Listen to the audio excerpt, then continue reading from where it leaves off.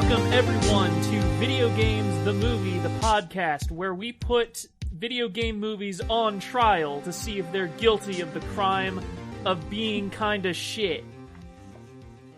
Today, we are going to be going over the live-action adaptation of the first Ace Attorney game, the Honorable Judge Maxey presiding. I'm Dan, the prosecutor. Hi, I'm Detective Gigalithic. And for the defense, it's me, Elliott. Mm-hmm. Dan, please don't cut my wages again. We'll see. I can't. We'll see. I'll have to give my dog up for adoption. I'll take him.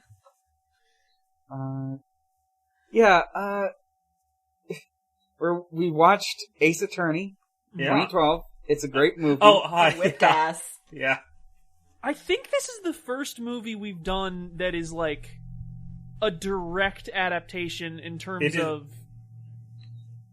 Like, it is taking plot beats straight from the source material. And It is startlingly direct, yeah. Yeah. It's literally Ace Attorney, the movie. Like, there's some differences, and, like...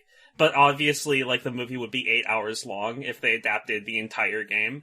So, I'm willing to give them some of the license they took with this game. Some of it I'm confused and baffled by, but overall, I think they did a really good job of faithfully adapting.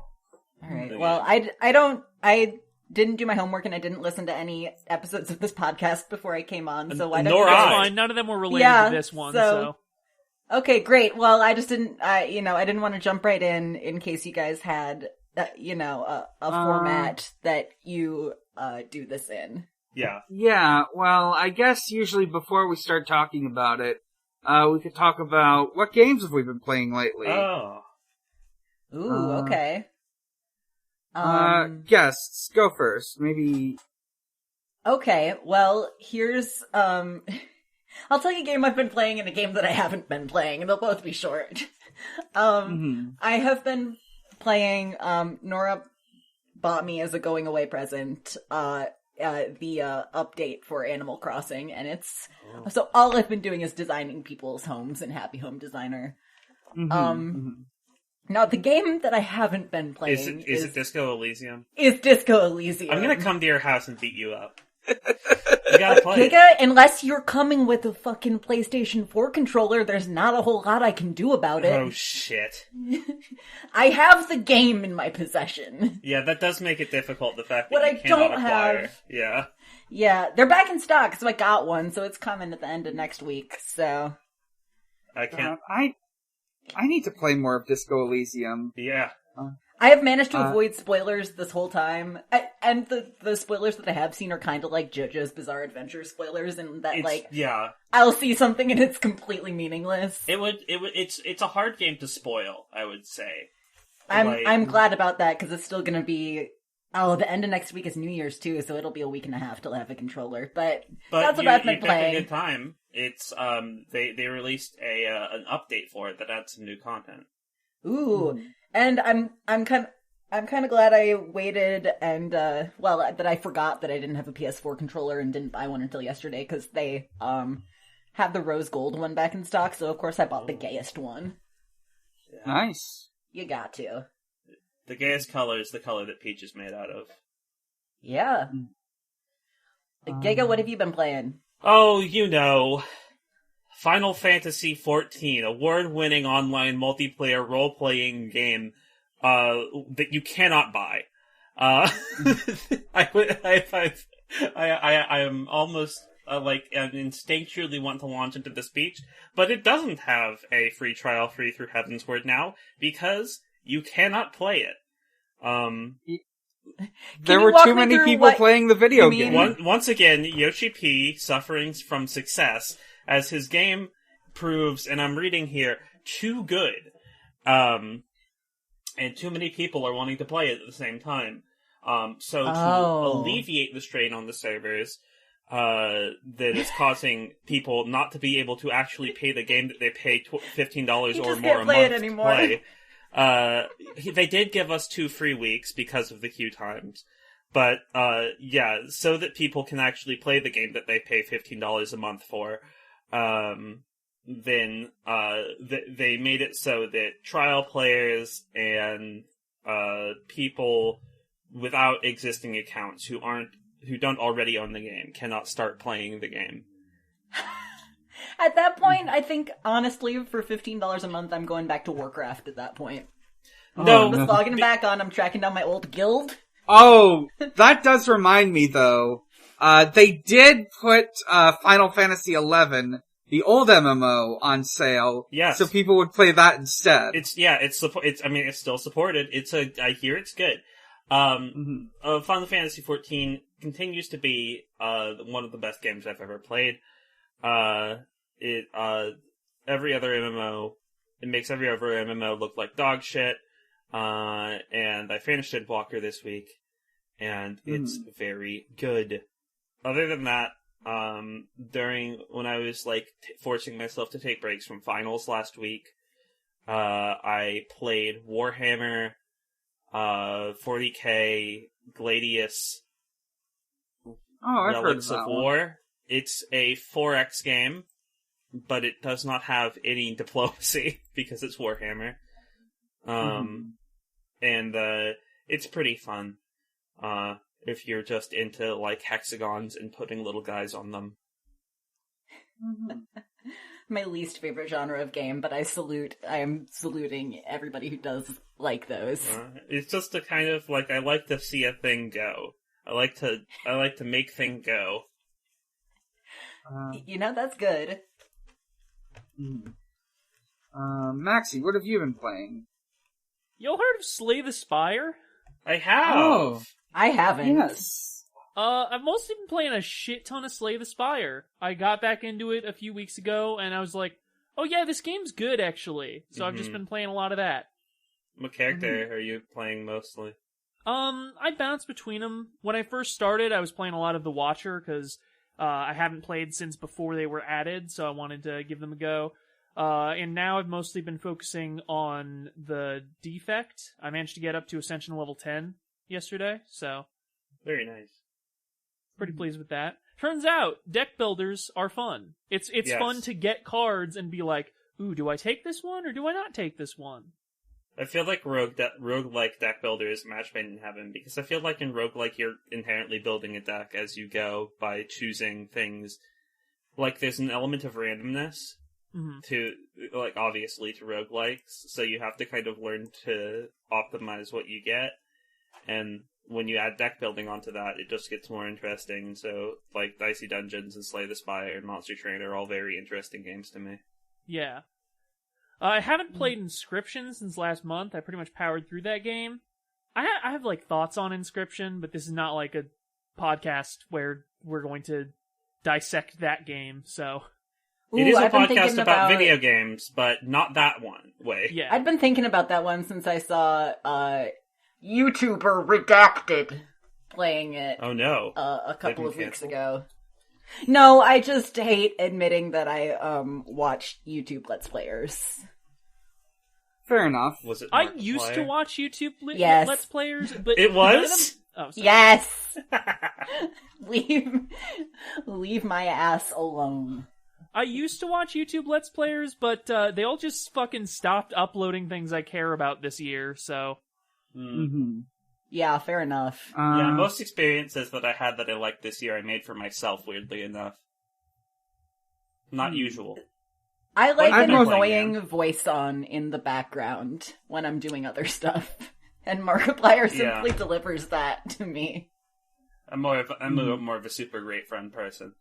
Right. But Dan, what have you been playing? What have I been? I've been playing, well, there's been 2 games I've been playing, and both of them are, in a sense, MMOs. One is Final Fantasy XIV, the other is Destiny 2. We already talked about 14, so I'll talk about Destiny 2. There are 2 ways.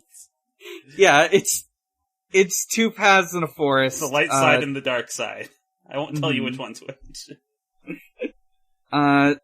Destiny 2 has an event.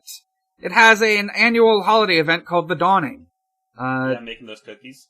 Yeah, you get to make cookies for all the NPCs in the game, and it's very nice. I originally got really into it when I hopped back on after years of not playing because, like, originally you would get, like, a little lore book each time you delivered one. And, like, the lore books are, like, the sort of, like, and it's these sort of they were fun little books on, like, this one character's thoughts on all of them. And, this year, I'm sad they haven't brought that back, but they did, have a thing where you, like, make a bunch of cookies for baby Elixni, and you, like, hand them out. You, like, go to that sort of map where they are. Yeah, given what recently came out about the treatment of the narrative team at Bungie, I am kind of glad that they might be getting sort of kind of a break. Interesting. That's all I have to say for now. Let's see, this movie. What Dudes movie? rock, dudes rock, This dudes is a very rock. dudes rock movie. I mean, Ace Attorney is a dudes rock franchise. It really is, but this somehow, like, it's turned the dudes rock up to 11. It's Ace Attorney as directed by Takasi Miike, who is, like, the most dudes rock / dudes absolutely fucking suck director. There are two wolves inside you. Yeah, exactly. There are two dudes inside you. Like, yeah, he's got this long history of making incredible films. yeah. A lot of very violent films, a lot of very visually strong films. Audition is one of my favorite films of all time. Mm-hmm. But Dead or Alive, also very good. Mm-hmm. Let's see. I think this is actually at least his second one based specifically on a video game. Mm-hmm. He also did one based on, the Ryuga Gotoku games, aka Yakuza. Oh, cool. Yeah, he's mainly known for making Yakuza movies, so it only makes sense. Yeah. Let's see. Another adaptation thing he's done in the years since is the beginning of Diamond is Unbreakable. Yes. Shut up. Really? Yeah, back in 2017, he did, like, a film adaptation of, like, I think the first couple arcs of Diamond is Unbreakable. It's titled Chapter 1. I don't know how far in it goes. I assume before the halfway point. I don't know if they ever are going to make a sequel to that, but it would be cool if they did. Mm-hmm. Yeah, he has a very diverse, diverse portfolio between, like, very hardcore Yakuza movies and crime movies, and then horror movies, and also, magical girl movies, and tokusatsu. And anime adaptations. Yeah. Okay, I'm just looking at Takashi Miike's Wikipedia page right now, and it does say he appears in No More Heroes 2 and 3 yes, he does. as himself. Yeah. I'm very glad to hear that. I love it when directors of stuff do that. I mean, again, it's a dudes rock ass game. It seems like it. I've never played it. But also an extremely dudes suck ass game. Yeah. There are two dudes inside you. There are two dudes inside you, and they rock and suck ass. Just sign me up. So, let's get into this film. We open with some very strange visuals. Yeah, it took me a minute to realize, oh wait, this is from the DS6 incident. But I was able to recognize that, which is kind of cool. It's kind of cool to see something that it was absolutely not in the game. But but via the context and kind of like what's going on, if you're familiar with like the last case of this game, it becomes very clear what this is. Yeah. Yeah. It is... So, like, there's this woman, she seems to be, contacting, she's, having a vision of something. She sees a guy in what appears to be a post-apocalyptic landscape. I think it's supposed to be hell. Yes, I think it's supposed to be hell. But it's like the moon is crashing over a city.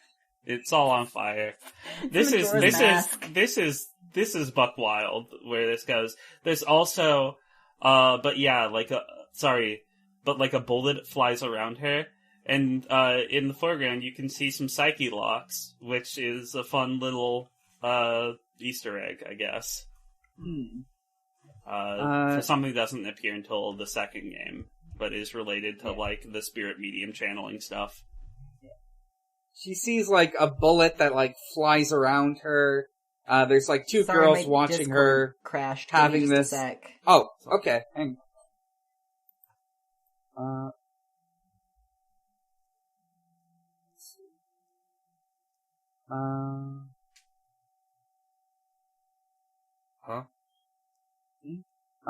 okay. Discord crashed for something? For Elliott. Yeah, so... Let's wait. Yeah. I keep watching that Yu-Gi-Oh! Anti-drug PSA. It's an incredible anti-drug PSA.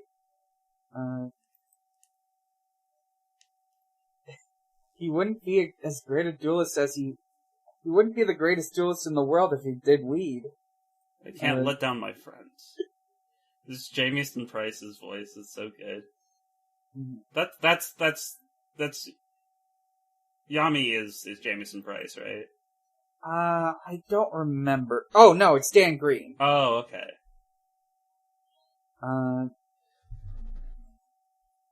Also the voice of such characters as Knuckles the Echidna. Oh, okay, yeah, they have very similar voices. Mm-hmm.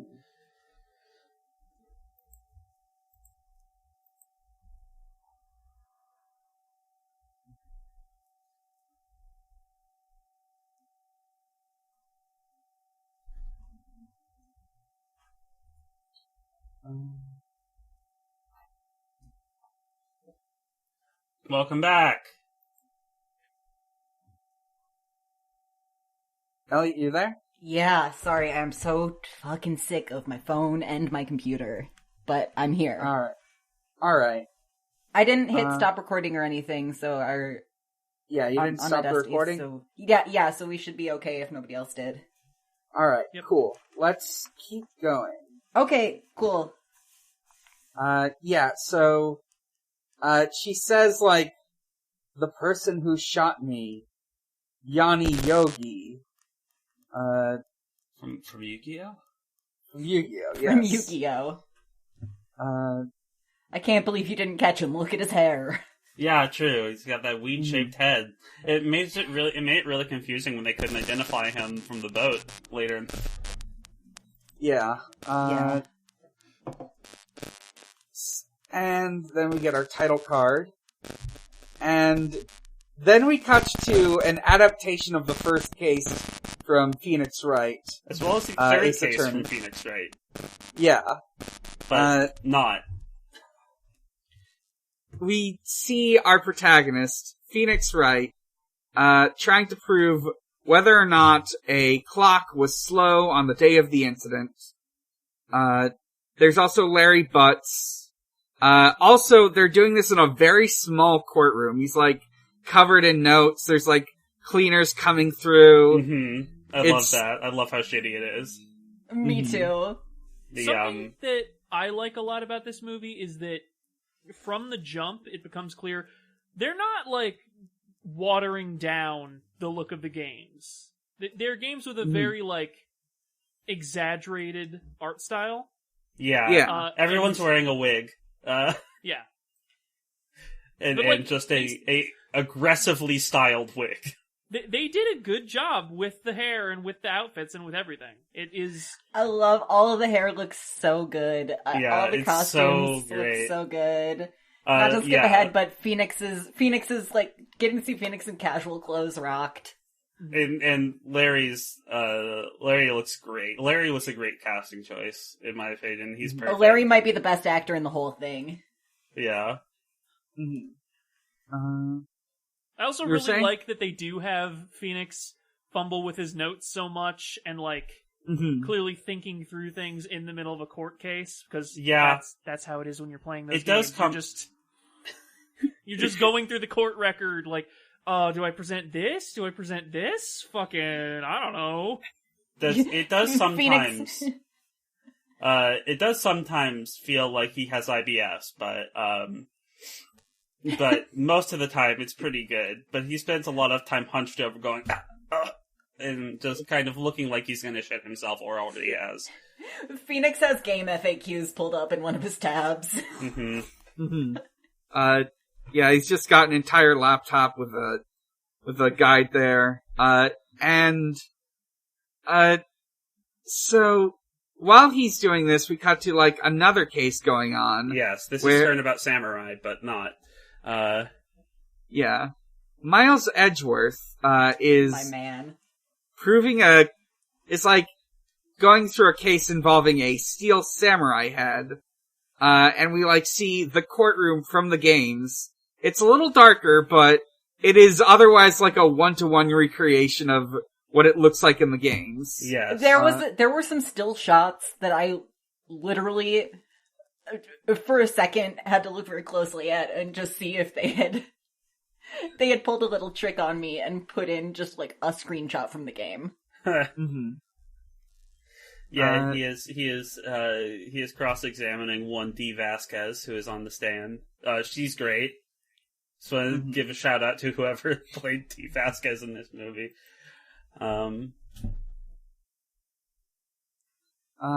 So what else happened? Oh yeah, there's a great bit where like he like pulls out like he like proves like what's wrong with the case, and the like defense attorney's wig just flies off. Yeah. Well, wait, Dan and Maxie, have you guys played the Ace Attorney video games? I forgot to ask. I have played maybe the most insane selection of them possible. Okay. Yeah, hit me with them. I played the second one, Justice for All. Okay. The worst of the three. And I've played... Listen. And I've played the first Great Ace Attorney game, but not the second one yet. I've wanted to take a break. I'm going to get to it.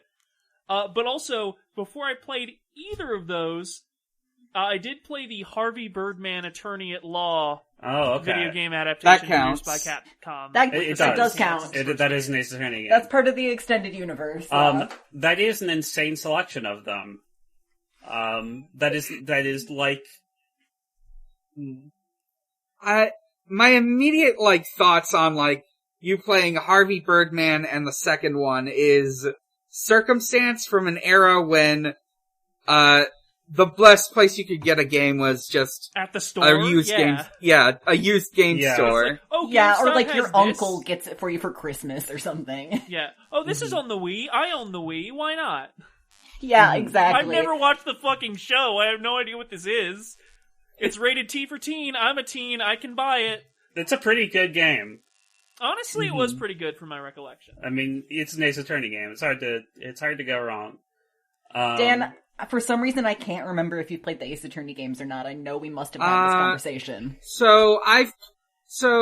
I played a little bit of the first one. So, many years ago, I owned an iPhone, and one of the things you could get on the iPhone was the Ace Attorney trilogy. Yes. Yeah, all I played was, like, the demo missions, but it was good.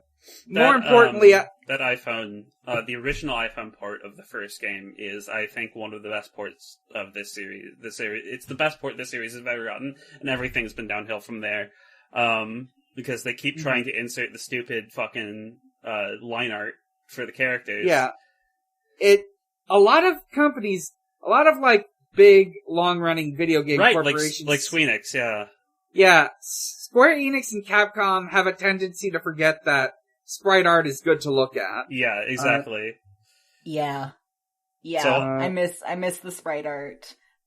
That was all of that was just to say, that the prosecutor in the first case of, like, every Ace Attorney game, when you beat them, their wig does fly off. yeah. So that's canon. I will say that the first case in the original game is the wig snatchingest. One of them, because, not only, like, Payne's comb over flies off, but also, what's his name? The actual culprit. The Frank culprit, tears his toupee off. Oh, yeah. And he does do this in this movie, I believe. Yes, he does. Yeah. Let's see. I do really like what they did in terms of, like, having these two trials go on at the same time and cutting between them a bit. Because I think it's a very efficient way to sort of establish the difference between Phoenix and Edgeworth philosophically and in terms of personality. And honestly, one of the things that strikes me about this movie in general, very efficient storytelling, but without, like, sacrificing much. Yeah, Right. I agree. Yeah. I think that in the game, a lot is made of, so you get, like, Edgeworth is built up to you as, like, a lawyer who pulls dirty tricks and is a no good Nick, as you might say if you were 500 years old. Yeah.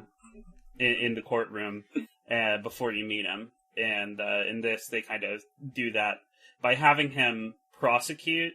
So what's really interesting, man, I don't know how much I should talk about this because it is kind of getting into spoilers of the game. I mean, but also, listen, the movie is directly adapted from the game, and I don't think we need to get, like, too deep into the weeds with the plot because of that, but we're gonna be discussing some do you mean, like, spoilers. later series spoilers, Giga? No. Like, in this Oh, game. okay. I'm then not you're trying probably- to get to... I'm just trying to come up with, like, an example of an adaptation choice that I thought was good. Is that... And I would say you're probably okay. So in Turnabout Samurai, at the end, Phoenix and Edgeworth kind of team up to kind of come to the truth in that case. Like, you start to get Edgeworth on your side once he realizes that the defendant has been fucking with him. And so, like, that scene actually occurs in the game. It's just that Phoenix is also there. And that she is not the defendant. What order was I? So, like, they win their cases, there's a great part where, like, after Larry Butts is proven to be not guilty, like, one of the cleaners walks by and just sort of tosses a handful of confetti at him. Yeah. These poor people have to clean up so much fucking confetti every day. We It's see it so at the good. end of the I movie. love- We literally see them with big ass push mops. Yeah. I know. I'm obsessed with how throughout the movie that Court is treated. It feels like it's treated like a wrestling match. Yeah, it is. Like, it's like advertised and people buy tickets and the crowd gets really, really into it. I love it. I think that works so well for, like, a movie adaptation of a video game. I sometimes wish they went a little further with the in-trial sort of effects. Like, if they went, like, full Speed Racer, like, bang, zoom, with the effects, I think it would be kind of a cool adaptation of how percussive and, like, over the top they have to sell every line. And they do sometimes, and it's very funny. But,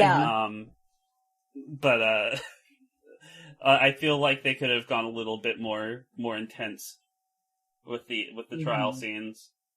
Yeah, they could have done the audience falling down anytime anyone says something stupid 50 times, and I would laugh. It would still be funny every time. Every It's single time, so like a trained funny. seal.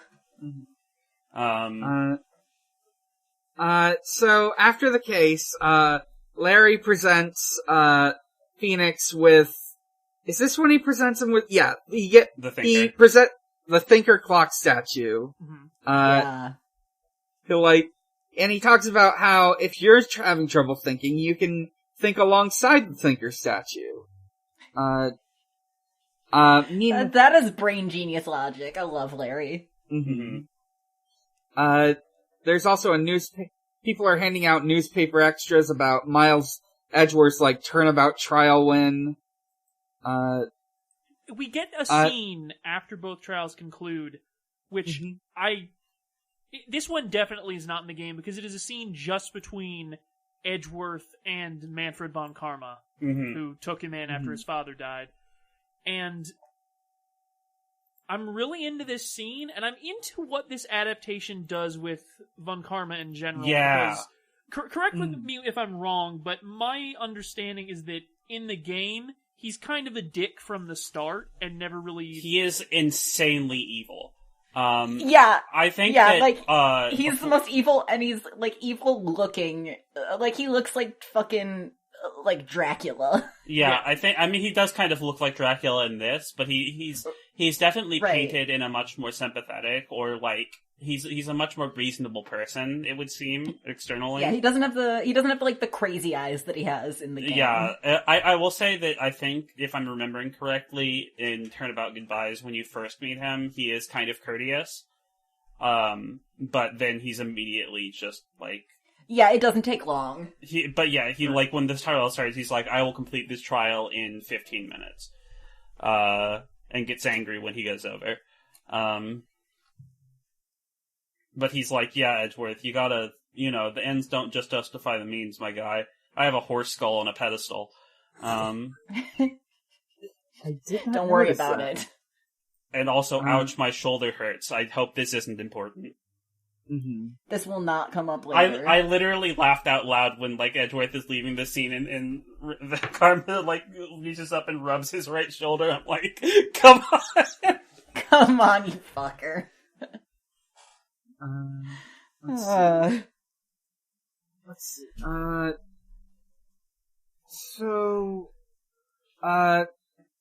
We see, Mia Fey, Phoenix's, mentor, going through records.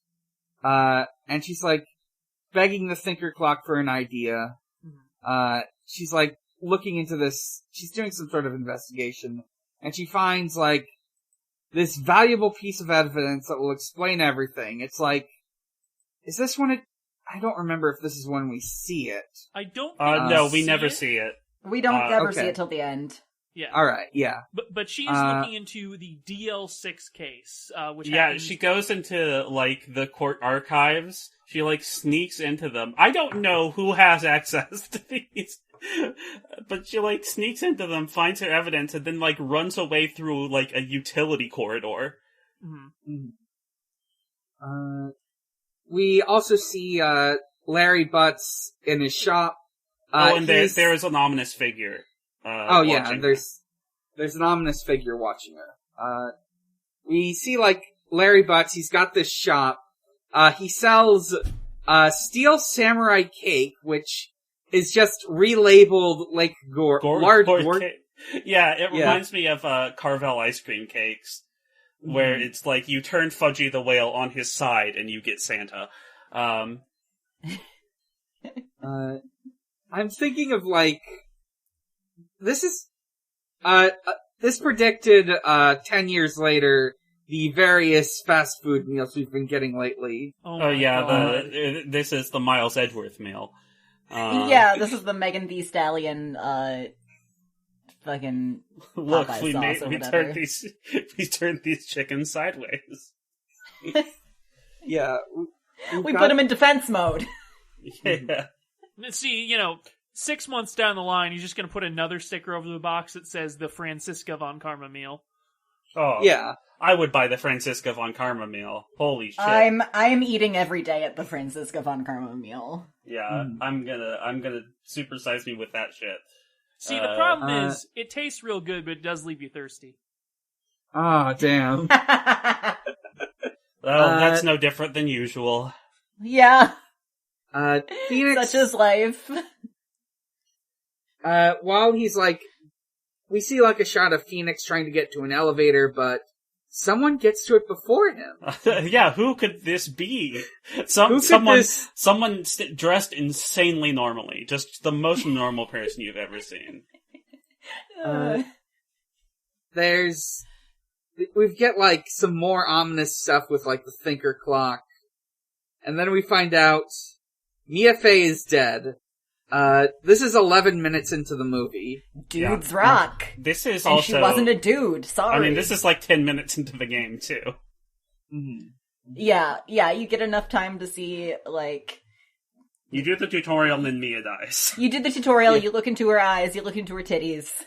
She dies. Yeah, so I was gonna save this for later. Well, no, I will save it for later, but we need to talk about this game's titty phobia. I mean, this movie's titty phobia.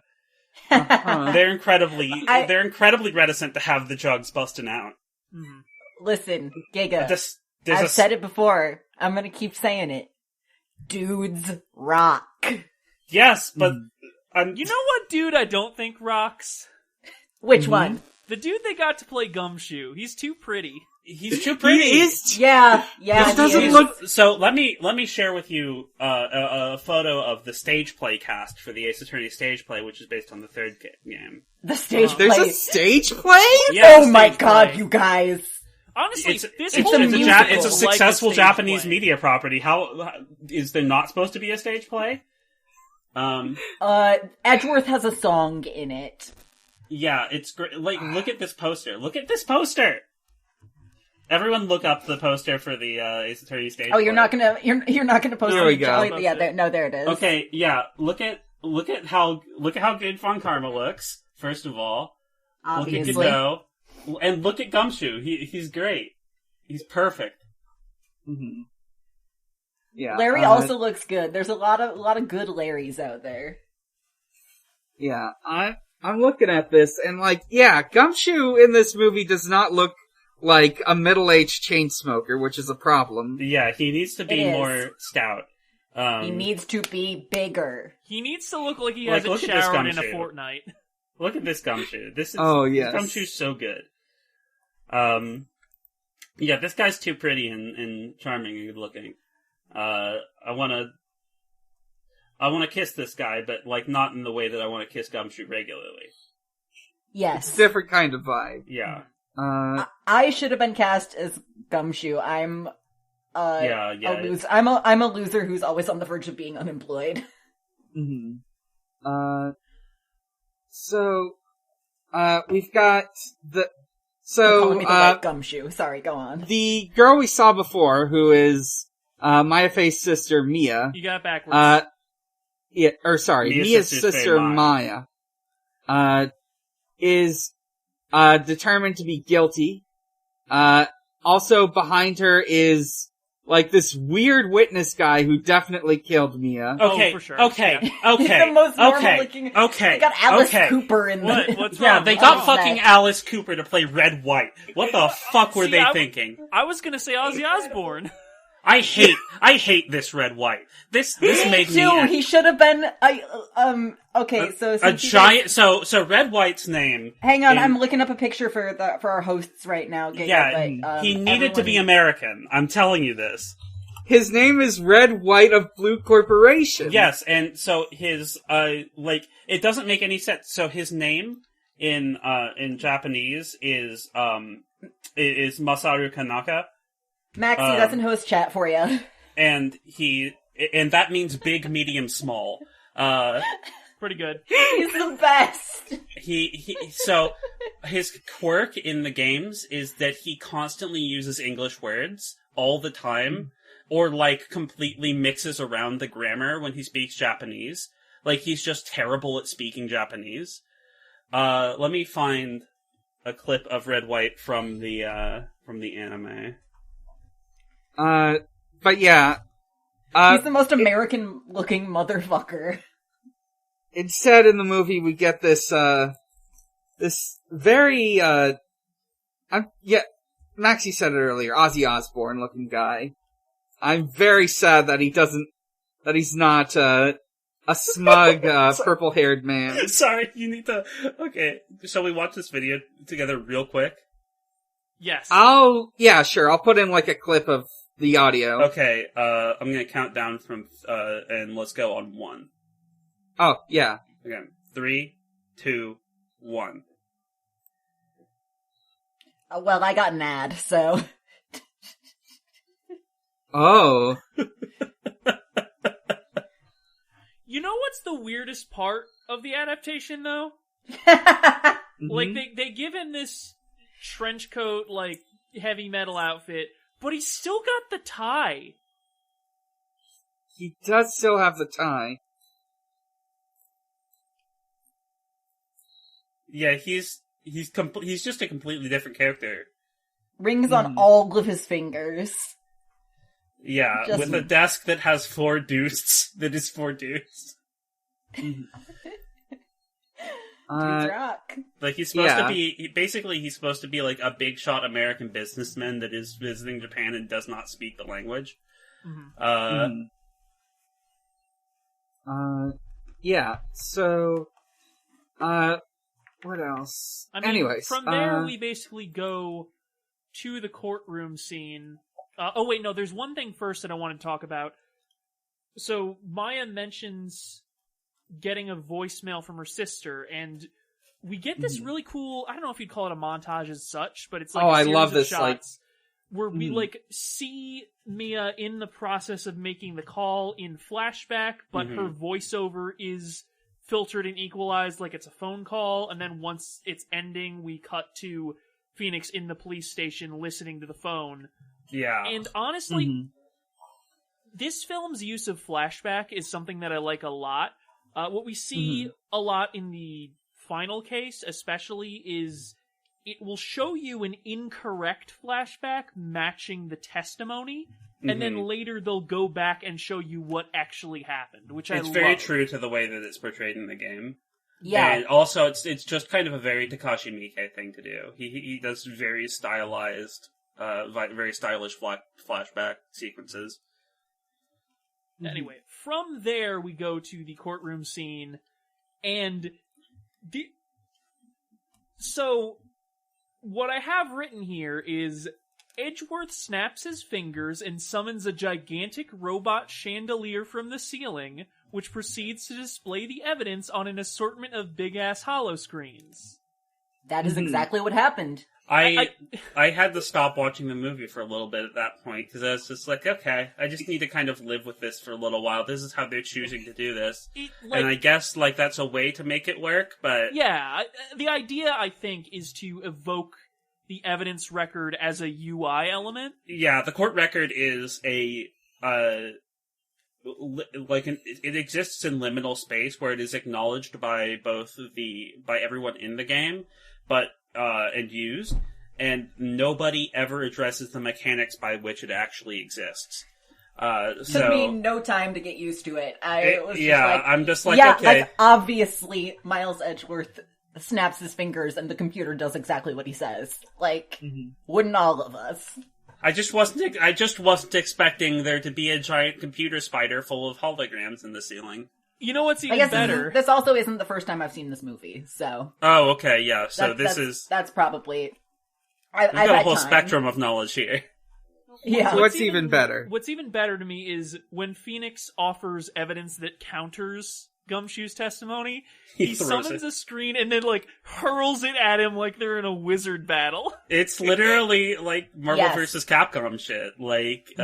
He's just throwing evidence for violence. I also wanted to mention, I think the actor playing Phoenix, honestly, the casting in general in this movie is very good. Very good. Phoenix stands out to me because his actor does a really good job of sliding between moments of triumph and moments of despair. And I think that's essential if you're going to get the tone and dynamic of these games down. That's exactly it. Couldn't have said it better myself. I think also his comedy performance is extremely strong. There's a moment later that had me laughing for a good while. I also think Miles's actor is extremely strong. He has the perfect voice for it. Can I tell you guys the one joke that I have written down in my notes about Edgeworth? Yeah. Yeah. And I didn't know if I was gonna, find a place to kind of put this in naturally during the course of the episode, but what I have written is Edgeworth sexy, and then under this is joke idea. In quotes. Forget about DL6, I'm talking about DSL, and then in parentheses under that I've written dick sucking lips. Yeah. Thanks. I would have gone with DILF 6, but I respect it. I mean, he that's doesn't Manfred von he doesn't Karma. have kids. Manfred von Karma is not a DILF. He may be dead. I would not even consider fucking him. Yeah. Well, I mean, that's up to you. Fair enough. Fair enough. I mean, maybe he's a Dolph. Yeah. No, it's still DILF. It's just it's just with a Y. No, I'm using text message notation. Oh, okay. Also, the audiences in this fucking movie, like the court audience, It's so insane. Good. The wigs, the costumes. They're full of just just regular dudes, and then And Gyaru, Danganronpa characters. and then one guy in blackface for some reason. Oh, I see missed him. him. That's I no missed good. him. But some of them are fun. Some of them are fun. Like the guy who just has a yellow wig on top of his regular hair. Yeah. And I like how, especially in the last case, there are moments where the entire audience will fall over in shock. Oh yeah, we'll get to that. The big moment of that. It's so fucking good. I mentioned it really earlier. good. This movie feels a lot like a stage play in the way certain things are done, and I think that contributes very well to the over-the-top atmosphere that the games have. Yes. Mm-hmm. And I think shot that they were. It like a only stage works play. if you. The story only works if you're that over the top. And I like that they commit. Yeah. They just go for it, and they sell it, and it works. It's what makes it a good movie. Absolutely. Trying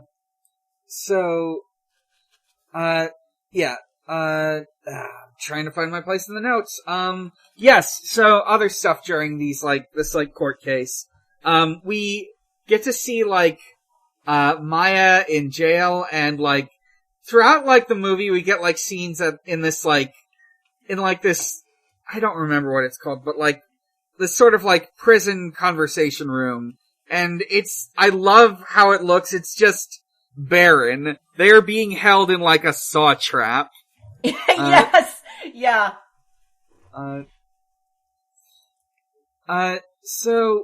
Phoenix becomes Mia's lawyer since,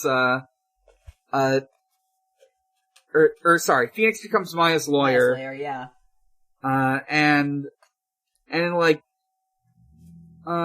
She explains, she's from a family of spirit mediums, their dad passed away, their mother went missing,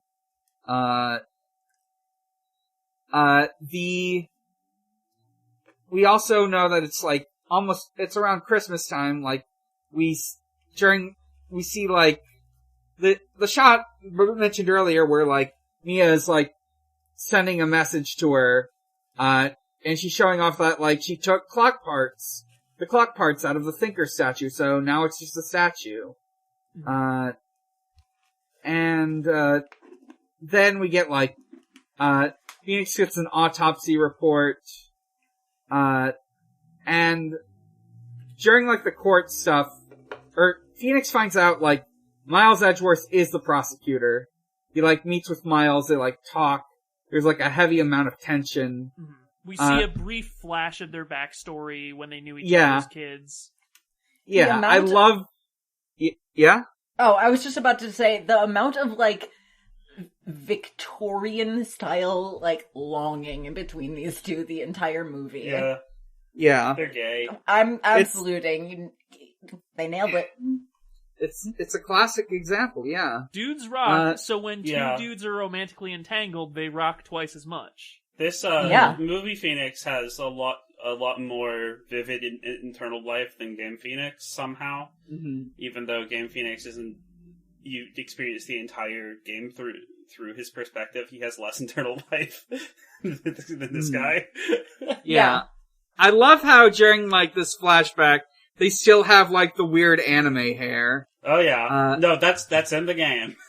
Yeah, that's just canon. They're just born. I mean, Yuki was just born like that. Yeah, remember we that get born. picture? We're born. Remember with that our picture hairstyles. of baby of the baby Pharaoh from Yu-Gi-Oh? Baby Judge Still got the fucking hair. Baby Judge had the beard. Yeah, it just came out like that. Yeah. Gumshoe just had that bandage on his face. Oh, for sure. Yeah. He cut himself shaving in the womb. They, like, talk about, like, these, like, kid versions of themselves are, like, talking about how Miles wants to become a lawyer, like his father, and Phoenix says that he also has an idea, but it's a secret. Now, specifically, young Miles wants to be a defense attorney, even though he's a prosecutor as an adult. Because his dad is a defense attorney, Gregory Edgeworth. Gregory Edgeworth. Yeah, The Larry... most normal childhood ever on Miles. Very normal. We cut back to the present, and Larry shows up, and he shows he's got an admission ticket to court. I love this. That's how you do it. How you pay the taxes. How they pay the taxes. It's how they afford the cleaners for the courtroom. So we get, like, the trial proper. We already talked about the big hologram machine. We talk about how, so, like, they're doing this, going back and forth. There's the objections, the, like, table slams, the take that's. It's really good. There's a moment where, when Red White is giving testimony and Phoenix catches him in a contradiction, like the whole audience is hollering at him, and Larry Butt specifically comes up and calls him an asshole with a dumb look on his face. And I like that. Oh my god, yeah. That's my internal/external monologue whenever I play these games, and one of the witnesses fucks up. Yeah. That's me. Fans of the Me Elliott might know that I spent several years working in, like, IRL criminal defense, so I understand the impulse. Yeah, is this accurate? Some parts more than others, but yeah, I mean, I guess you didn't work in the Japan legal system. No, I didn't. The Japanifornian, yeah. No, all of my stuff was kind of desk work. I never actually, like, went to court, but I've read an awful lot of transcripts. Yeah, I mean, they don't have habeas corpus here anymore, so it's kind of similar to Japan. Yeah. So, like, Red White accidentally reveals that he knows, like, that the thinker clock statue is there, and how there's, like, a lamp that he shouldn't have been able to see if he was just a witness. That's a glass light stand, I will have you know. Very important. So, it gets really tense. The crowd is, like, going wild. Eventually they, like, get to there's this point where, like... My argument of titty phobia comes back up here. Okay. They omitted April May, which I think is a crime. I think that everyone involved in making this movie should go to jail. Well, with how they did Red White, how do you think they'd do April May? I don't know. Now, I thought... Although, you know what? If she was just, like... if April May was goth, Yeah, I just want my fucking bitchy tits out girl boss. That ruins, that hates lawyers. When you said the titty phobia is back, I thought you meant when we see the Korean channeling technique, which in this movie they sort of layer a hologram of Mia's ghost on top of Maya's actress instead of and her doing titties what the are not games out. do. Yeah, no, the games just give Maya huge titties. Well, and a mole. No, she, like, physically turns into Mia. Yes. Yeah, including the huge titties. I'll allow it. I never liked the I never liked how they did it in game, because then they because then when Pearl the Pearl thing is really weird. When there's, like, a child that channels like a 6-year-old turning into a MILF. Yeah, it's like so it's like whatever changes you want to make with the possessing, like, you know, I like a titty as much as the next guy, but I'll allow it. You can touch my possession, but you can't touch my pazongas. It's part of the artistic vision. It's my artistic vision. So what else? Oh yeah, there's a part where my artistic vision. Sorry, go on. Vision, there's this part where like Red White is like on the verge of like losing, so he like pulls out a big megaphone and says he's innocent. It's great. Very weird sort of take on the scene in the game where he does that, where he's like, the truth is relative. No one gives a shit if I say I'm innocent, I'm innocent. Strange. Yeah. Ultimately, Red White is proven guilty, and confesses to his crime. He has a really good breakdown, where in this one he is a reporter instead of a CEO. So his breakdown is that he just like pulls out a megaphone and just hollers at the entire courtroom. Right. Again, a sentiment I understand. Yeah. At one point, Phoenix is like really lost, but like the possession thing from before happens, and he's like told the truth is in his hands, and he is in fact holding the piece of evidence. So throughout this case, they've been talking about like this like weird death note thing written in blood, and it turns out it's the back of a receipt for the lamp. The lamp wasn't there. The lamp wouldn't have been there. So here's the part where I untangle some stuff that we've been skimming over a little bit. The upshot of this is Red White admits to wiretapping Mia's office a week before her death, but he claims he's not been there since then, but he knows where the lamp is. He admitted to the wiretap so that he would have an excuse for knowing that there was a lamp there. But the lamp was purchased like a day before the murder, so he must have been there at the scene of the crime when she was killed. Which is like literally the way it goes in the game.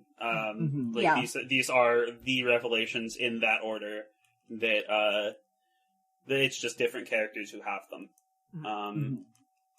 And it's very well done. Seems like my shit crashed again, if you can hear me. Again? So you just go on and I'll restart again. Yep. Yeah. Maya is proven as not guilty, and confetti rains down from the ceiling. You'd think that the confetti would get in, like, the gears of the big spider robot, but... it actually has a bunch of tiny little flamethrowers in there to fix that. Okay. Yeah. It's very safe. Let's see, what else? Well, Red White is arrested, he's, like, walking out of the courtroom, and Gumshoe comes down, and he's like, where do you think you're going? Also, the Blue Badger is there. Yeah. I love the Blue Badger. It's like a mascot, if you're not familiar. Yeah, in the games, it's not really spoken about ever here, but in the games, it's kind of regarded with a sort of subtle, or like a sort of undertone of horror. It is like, everyone thinks it's very scary except for Gumshoe. And is like afraid to talk about it or acknowledge its existence. It's really funny. And I'm glad that it's just you have the police squad and the Blue Badger is also there. Yeah. Essential. You see, it's like that Four Friends meme. The Blue Badger is Droog. You can't say I'm familiar.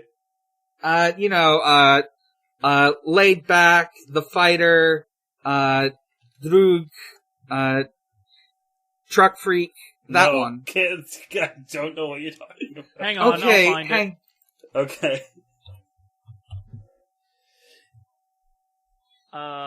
Okay.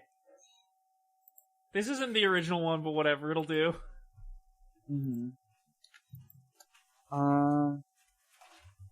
Oh, okay. Yeah, I haven't seen this one. Yeah. I'm all four of these. Yeah. Yeah. We there are four wolves inside you. So, where was it? We're an hour in and we're still in the first, like, half hour of the movie, by the way. So that's the thing. This movie is very backloaded. Like, most of it deals with the final trial. But I think that was probably a good decision, because if they gave this one more time to breathe, or, like, fully adapted the third case of the game, this movie would be like 3 hours long. That's what I'm saying. Oh, yeah. They cannot. Yeah. So in Ace Attorney, in Phoenix Wright, the two cases that matter are the second case and the fourth case. That game is also very backloaded, I will say. The cases get longer until the fourth case is pretty long, and then and it's two trials. And then the fifth case is as long as the rest of the game combined. I mean, that's Rise from the Ashes. Rise from the Ashes is a fantastic work of art that I love. It is way too long. That's a common I'm gonna thing level with you, these Giga. games, I've played. Oh. I've played all of the Ace Attorney games, and I never played Rise from the Ashes. You gotta play Rise from the Ashes. I heard it was as long as the entire game, and I said, nah. Emma Sky's in it. You get to see little Emma Sky. Yeah. So what were you saying, Maxie? I was just saying that's a common thing with every Ace Attorney game, pretty much, because the first one is, to my knowledge, always a tutorial, and they keep that one short and breezy. The second one usually introduces the investigation mechanic, so it's also partly a tutorial, and then it gears up and gets longer in the third, fourth, and if there's a fifth one, the fifth. It depends. Like, they all follow a sort of similar overarching set of rules, but they're not. They do mix it up a bit. Yeah. So, it's around this point where we start talking about the DL6 case. Yep. Like, I think it was mentioned briefly before. So it's like, it was like this murder case with this guy named Yanni Yogi. Mia and Maya's mother was involved in, like, she was the determining channeler stuff. We saw in the Yeah, she was. Scene. Yep. There's Miles Edgeworth's dad, Gregory Edgeworth, was there as like he was the victim. Every character in this movie except for Lotta Hart was involved in the DL6 incident. Yeah. Yeah, pretty much. And also, like, yeah. Anyways, so, Phoenix is trying to learn about this case. We learn about, I already said this part. Okay. So, let's see. So Yanni Yogi was able to get away with a not guilty verdict because he pleaded insanity. Very rare in Japan. Very rare. And very unsuccessful in America. Yeah. I mean, it's very a not guilty plea is very rare in Japan. They almost entirely, right. If a court goes to trial, it will almost always result in a guilty verdict because of the prosecutorial system in Japan. Yeah. Yeah. Which is why Phoenix Wright being a defense attorney is such a big deal. Yes. I mean, Phoenix Wright is essentially an indictment of the way that trials are run in Japan, which is kind of cool. Yeah. Apollo Justice was like. It's like was like basically an advertisement for the because they were trying to get a jury system established at one point. But that's for a different time or podcast. Yeah. So other stuff going on here. We see like this shot of I think it's like Miles Edgeworth and a mysterious guy on a boat. He's like, the mysterious guy shoots Miles, but misses. He says Merry Christmas in English. Yeah. Yes. He says Merry Christmas. I'm not sure, like, Is he missing on purpose, or does he just No, really he's not. He's suck just at looking fire? away.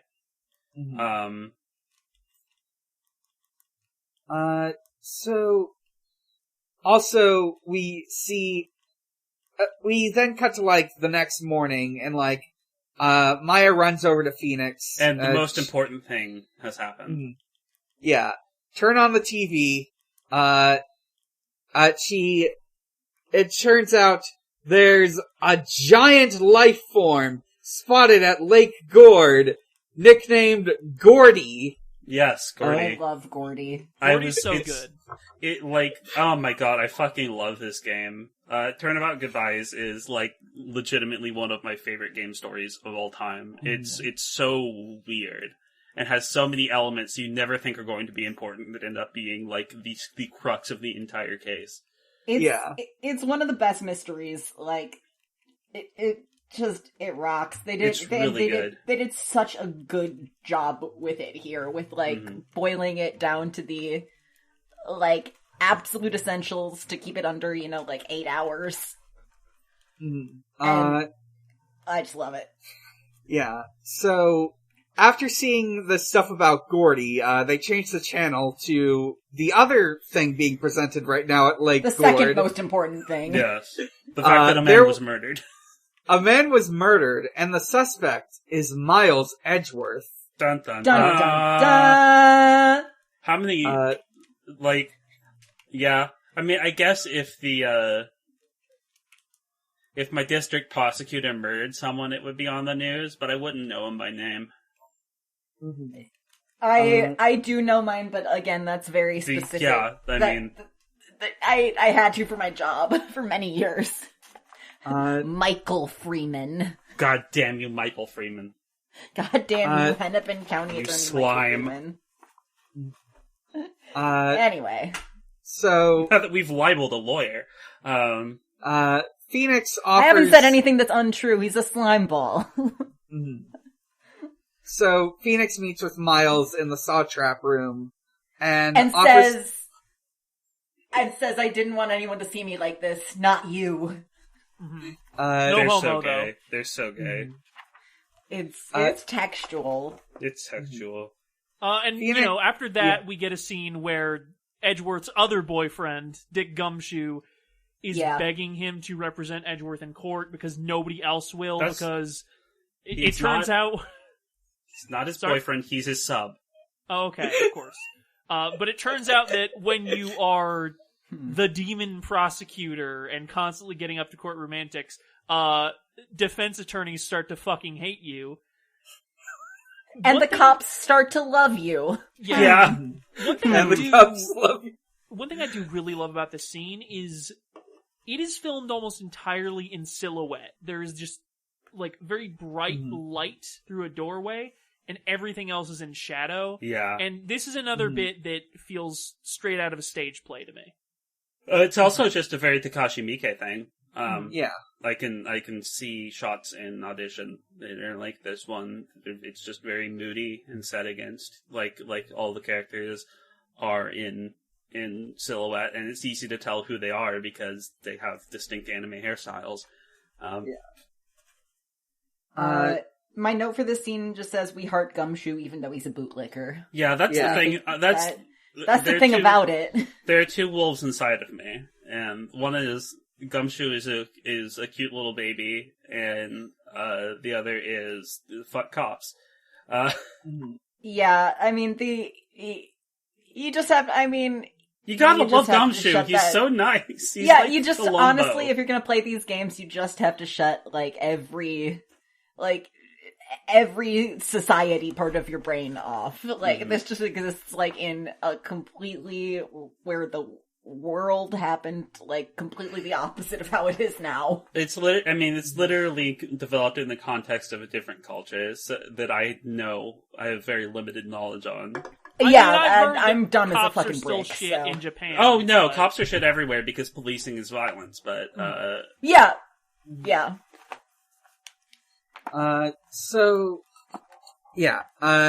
They decide to investigate.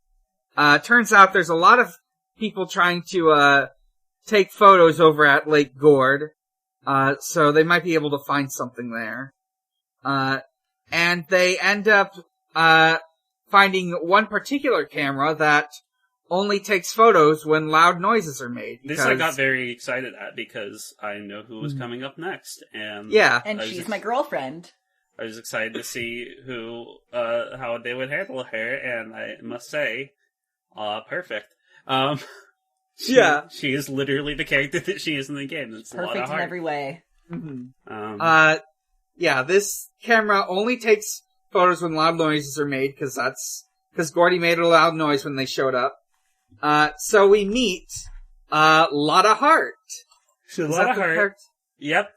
Lotta Hart has a giant red afro and a thick Kansai accent, which the subtitles, decide to portray insanely. It is like lots of, she cries, There's a lot of, like, replacing S's with they didn't necessarily give her a southern accent, they just made her sound like an insane person. Where did you guys watch this? I watched it on YouTube. Same. Oh, okay. I watched it on, I found some, like, completely unrelated website. Mm-hmm. Yeah, mine legal, didn't I'm get sure. as... Yeah, mine didn't get as very nutty legal. Very legal. Mine didn't get nutty with the subtitles, don't worry about unfortunately. it. Mm-hmm. I purchased it on DVD and imported popped it in.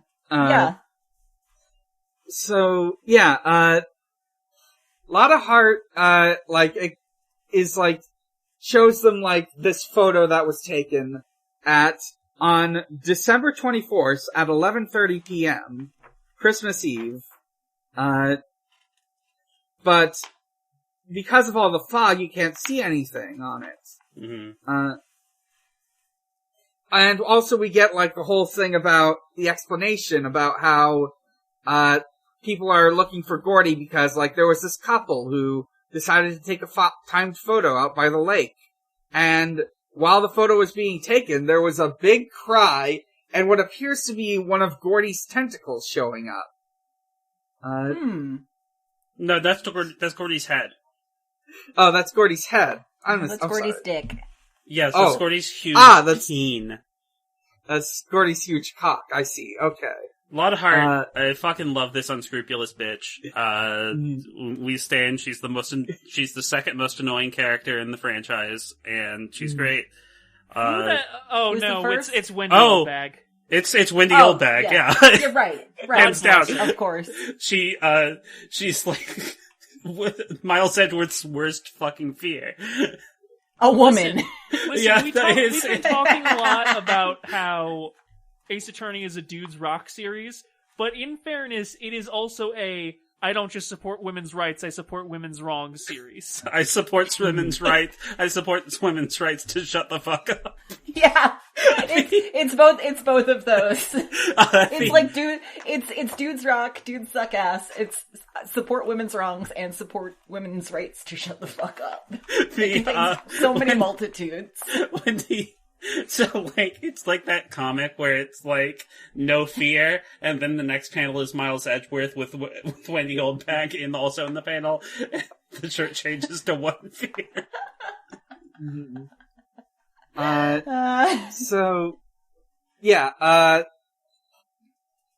They, like... We were deprived of her in this movie. It's very sad. It's not that sad. It's not that sad. She genuinely just fucking sucks. Lotta Hart, like, explained she told the police about it, but isn't going to tell Phoenix Wright about it.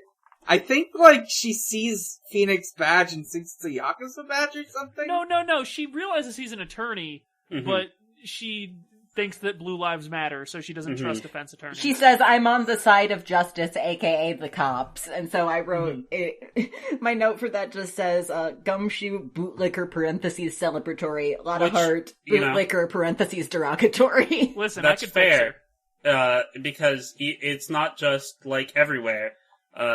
Defense attorneys are pretty much maligned because because of the adversarial justice system, it is their job to present the best case for the defendant that they can, which makes it look like, and sometimes is, that they are trying to defend a person who did something wrong. But that's kind of how the fucking system works. Yeah. Mm-hmm. Yeah, no, I mean, I mean, I'm not gonna, dox myself too much, but I, worked for a public defender's office, and, some of the shit was like, yeah, no, that's pretty much, that's about right.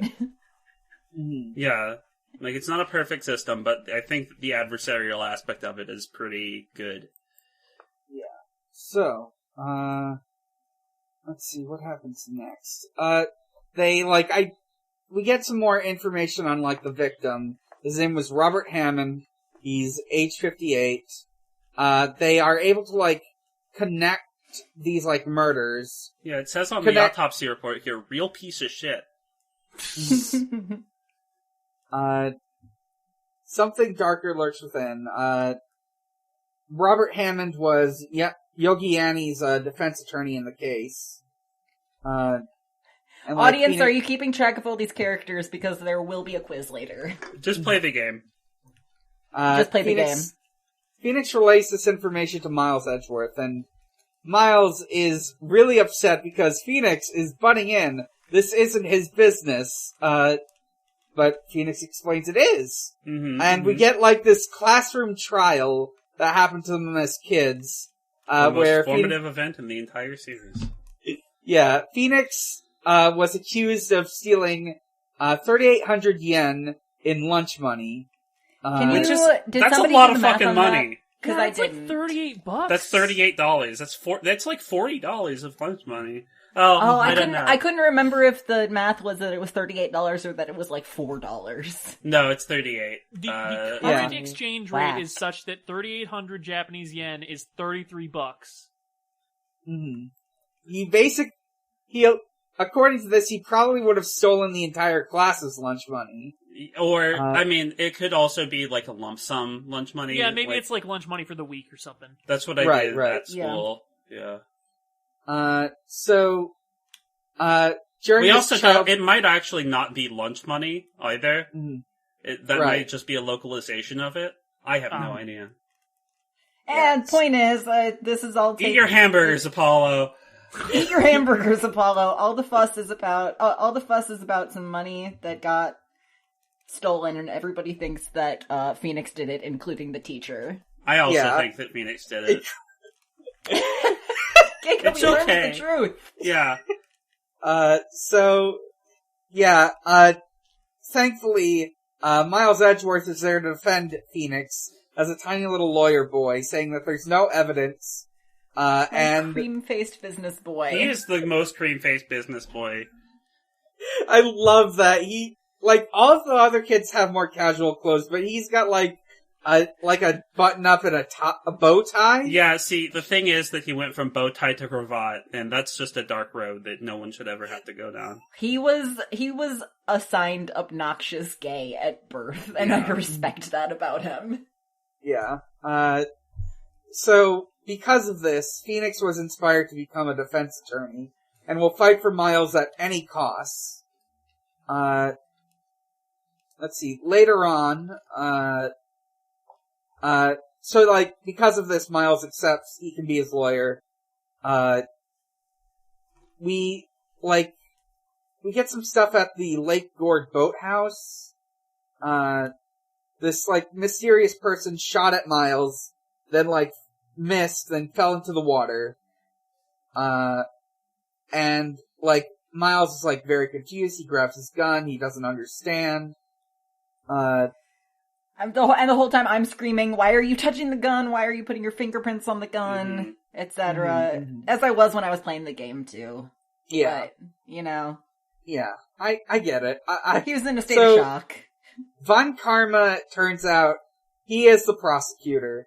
And he hasn't lost a case in his 40 years, and he only ever took one vacation. I wonder if that's important. Probably not. Probably it was only not. 15 years ago. Mm-hmm. So I now... wonder if there was anything else that happened 15 years ago. I can't Probably think not. of anything. Yeah, no. It's a coincidence. The court is now in session. We get our first... you get our first witness, a lot of heart. Also, I would like to note that the music in this movie is entirely adapted from the game soundtrack. Yeah, Is it's all of it, even like the incidental stuff? Yes. That's cool. Yeah. I love that. I see, I've mentioned this before and I'll say it again. I think one of the most, a lot of video game movies just sorely underutilize is just the game's soundtrack. The music's already there. Just, you can rearrange it to be more like cinematic. The Mario TV show got it right. Yeah. Yeah, they had to get something right. Yeah, they did do the Mario. Devastating. I'm just realizing this is like the only video game movie I think I've ever seen. I'm trying to think if I've seen any video game movies. I think I've seen at least 6. I would hope so. No, I think, this is the only one I've ever seen. Well, I didn't know. Does Detective Pikachu count? Yes. Okay, then I've seen 2. Well, I don't know. Does Pokemon the movie count? Yes. All the Pokemon movies count. Okay, then I've seen like 5. 15. Yeah. Okay. Never mind. Carry on. So, it's after midnight. So, as it turns out, actually was It is Christmas. Yeah. Everyone falls over. This moment, like, fucking killed me. It's like It's beautiful. he just says, so it was after midnight on Christmas Eve, so actually, it was Christmas. And then literally everyone, including Von Karma, falls over, and you get, shots of, that shot of Von Karma standing back up was so funny.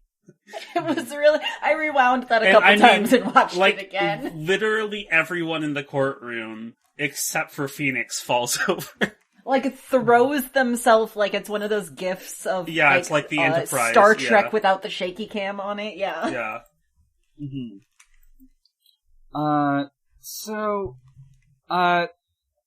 The, case continues. Maya, tries to speak out, in objection to something, and she's, seen in contempt of court, if that's what I'm remembering. Yeah, so, she's held in contempt. She's like, Lotta, stop lying.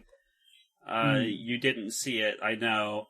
And then Von Karma is like, this is shitty. No, bad girl. Don't. Von Karma says, I support women's rights to fuck the shut up. Von Karma pulled out a pair of red shoes and said, here, put these on since you want to be a clown. Yeah. Also, I would like to commend the casting of the judge. They cast a guy with too much hair, but other than that, he's literally perfect. Yeah, he's always, really quiet and has this very impartial feel to him. That's the one thing. He's appearance-wise, he looks exactly like the judge, but, he doesn't talk enough. He's not bumbling enough to be the Phoenix Wright judge. I don't mind the change for the movie. I think he's funny in his own way just by being so deadpan, in contrast to these, absurd court cases, fucking larger than life cases and characters, and the judge is just very. He's just yep, this happens every single day in my courtroom, and I'm just. I have to clean up the confetti after this shit. Yeah, judges are paid the same as janitor in this world. Yeah, so which is why it's better than the real world. Phoenix Wright shouts, "Hold it!" And how she couldn't have really been able to tell if, Miles was there because, it was all foggy, but she had her knocks. She was looking for Gordy. Yeah, she was Beanoing it up. And she wasn't really looking for the boat, and she, gets scared and leaves? Yeah, no, that's one of the greatest things is, essentially the contradiction is that when she was there, if she heard, a loud noise, she wouldn't be looking for a boat with 2 men on it. She would be looking for Gordy. And so there's no way that, even, especially through binoculars, that she'd have seen it. And then she basically says, oh shit, now you're right, that extremely circumstantial evidence, and, leaves. Yeah. And then the judge is like, oh, I guess that was a waste of time. I think what he said is like, he said something that made me laugh. He was just like, huh, what an unreliable character. Yeah. And then Phoenix Wright points out that it might not have been that Robert Hammond shot Miles. Robert Hammond might have shot himself. And I believe around this point the judge concludes the trial for the day, and that'll continue tomorrow. And here's where we get one of the best scenes in the movie, which is the investigation sequence where Maya and Phoenix examine random objects at the crime scene because the player is just tapping on whatever to see what dialogue pops up. Whips. It's so good. I love the way he says France. I can't stop watching that clip because he's like wading into the water with no shoes. There's a flag there with what looks like a tricolor. Yeah, and he goes into the water. You just see him like from a long shot wading into the water without shoes, and his pants are rolled up, and he pulls something up, and it's a line of dried squid. And then there's just like an entire line of people like all curiously watching him, and he just says like you got this. And they all like there's like oh, and then they run away, and then he turns and he puts them down, and he turns, and it's just Maya watching, and he says France.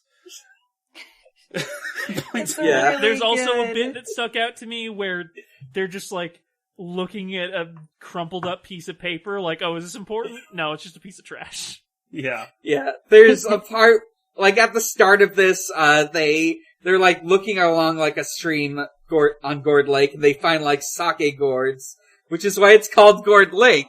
I thought it was called Gourd Lake because it was shaped like gourd. A gourd. But yeah, he's like, it contains gourds, multitudes. And Maya says, well, it is Gourd Lake. I gotta say, so Phoenix's street uniform is just his regular clothes, but also a white overcoat. Like a bold JoJo choice. jacket. Yeah, a bold choice. It makes him look like a scientist. It does. He's like, well, I'm investigating. I better get my lab coat on. But yeah, that's just like from what I can tell, that's what he wears when he goes outside, and it's just like. He just looks like Emma a science Skye was man. busy, but it's a bold choice. And her jacket was free. He got his degree in law sciences. The lab coat came with it. Phoenix and Maya are like talking with Larry. Oh, wait, first they find like the boathouse. They're like looking around in there. They can't really get inside, so they're just looking through these, like, dusty, foggy windows, and they see, like, a weird stick that is where a bird would be. Mm-hmm. So then they're, like, talking with Larry. Probably nothing. They're talking with Larry, and he reveals that they see that the Steel Samurai balloon, which Larry has set up to advertise his cake, got damaged. This is my contender for funniest scene in the movie. It's the funniest scene in the game. It's so good when you find this out. So, Rocks. A few days ago, he was inflating the balloon. And, just to preface this, you do see him, like, when they first go to Gourd Lake on the first day, he is just out on the lake, like, poking, like, a bamboo rod around, looking for something. It's just not explained, yeah. He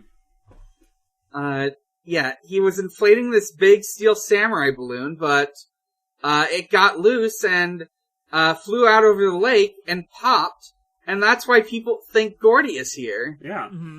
Yeah, and it like goes through like the couple taking the picture and showing the showing the deflated balloon, like, flying by, right as the picture snaps. Yeah. Also, I would like to note that Maya is taller than Phoenix in this. Oh, hell yeah. Huh. Girl boss. I hadn't noticed. She's wearing, like big chunky sandals. She's got the goth stompers on. She's wearing Obi. Yeah, she's also got a that's big not fur what it's coat. called. Whatever. The big chunky sandals. Geta? Yeah. No. Maybe? No, wait. Yeah, whatever. Oh, I was anyways. gonna say creepers. Anyway, this is tune back in next. She's Tune back wearing in next month where platforms. 4 idiots try and talk about a pair of shoes. Yeah.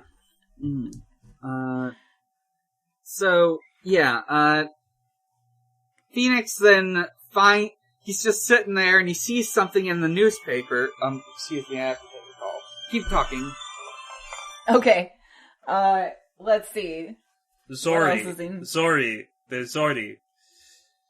Anyway. Yeah, so, I don't know, let's talk about how much we like Larry Butts. He's great. Larry Butts is great. Also, when they realize, they realize the truth about Gordy, Maya's face is perfect. This could be the episode art. Maya seems so betrayed, and She was a true believer.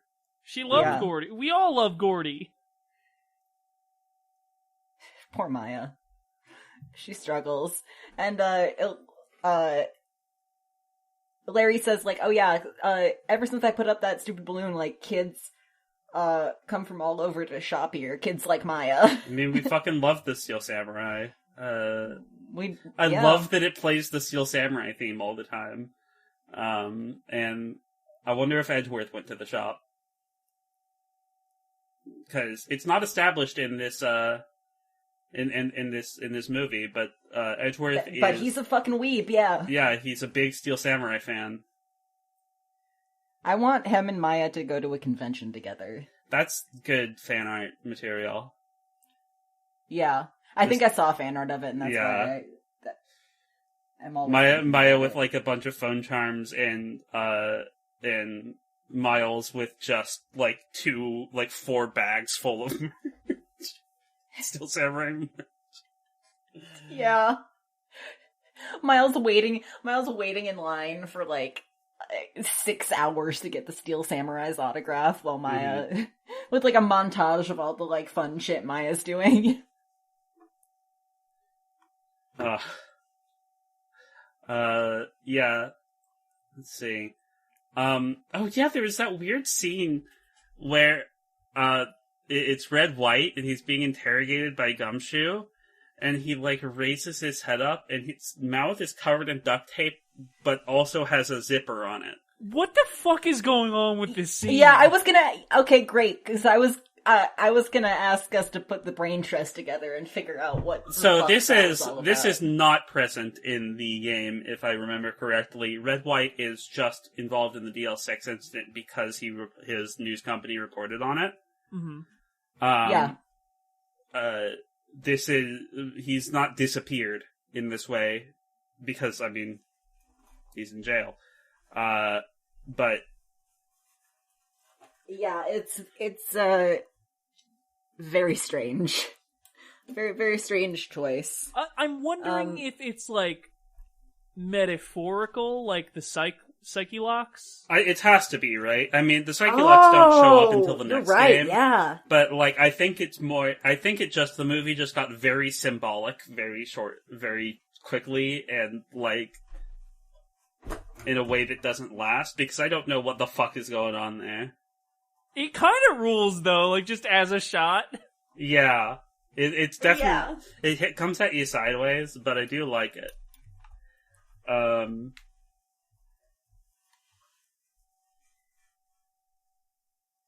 So they establish... We're back in the court. They establish that... it says the informer who reported the case went missing yesterday. That in the game would refer to Lotta Hart, but he says he can't escape the long arm. Von Karma says he can't escape the long arm of the law, so I assume it's referring to Red White and saying that Red White reported the case. I think that's it. It's just a little weird. Because, like, it makes sense the I can't remember. No, it's... Oh, wait. No. They're talking about Yanni Yogi. I thought that was on the third day, because Yanni Yogi does show... Well, but Yanni Yogi called the police. Like, he's the reason... Well, no, and that can't okay. be it, because he also shows up as the first witness. Hey, it's Yanni Yogi. Yeah, well, we don't know it's him yet. Oh, it's sorry, just, yeah. I always forget a that that's a mysterious reveal just because man. I see him and immediately think of it. Yeah, there's this disheveled man who looks like, Az, or whatever his name was from Pokemon, and he's like, it's been 3,000 years. Mm.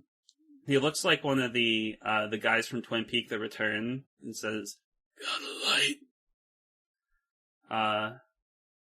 But yeah, he's just an insanely disheveled man. Mm-hmm. He's also apparently senile. Mm-hmm. Or at least an amnesiac. Yeah, he claims not to remember his name, and Phoenix is like, we're gonna let this guy testify? Okay. Mm-hmm. I guess if you're gonna I object, but if it's overruled... There's a weird sort of atmospheric thing, at least that's what I thought it was initially, where when he comes to the stand, there are just intermittently feathers falling from the ceiling. Mm-hmm. That sort of comes up later, but it's never really addressed. You just kind of have to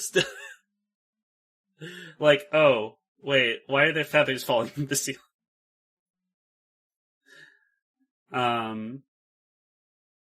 Anyway. So Phoenix is like, the testimony couldn't possibly be valid from this guy who can't even remember what his own name is. And Von Karma, makes him lay epic face and says no. And the judge is like, yeah, he's right. And so, the mysterious boatkeeper reports his account of the incident. He says that he heard a gunshot, which woke him up when he was sleeping in his hammock. He called the police. He walked out and looked out of his window and saw, without a doubt, two men on the boat, one of which was what was Miles Edgeworth, who he describes as the fluttery guy.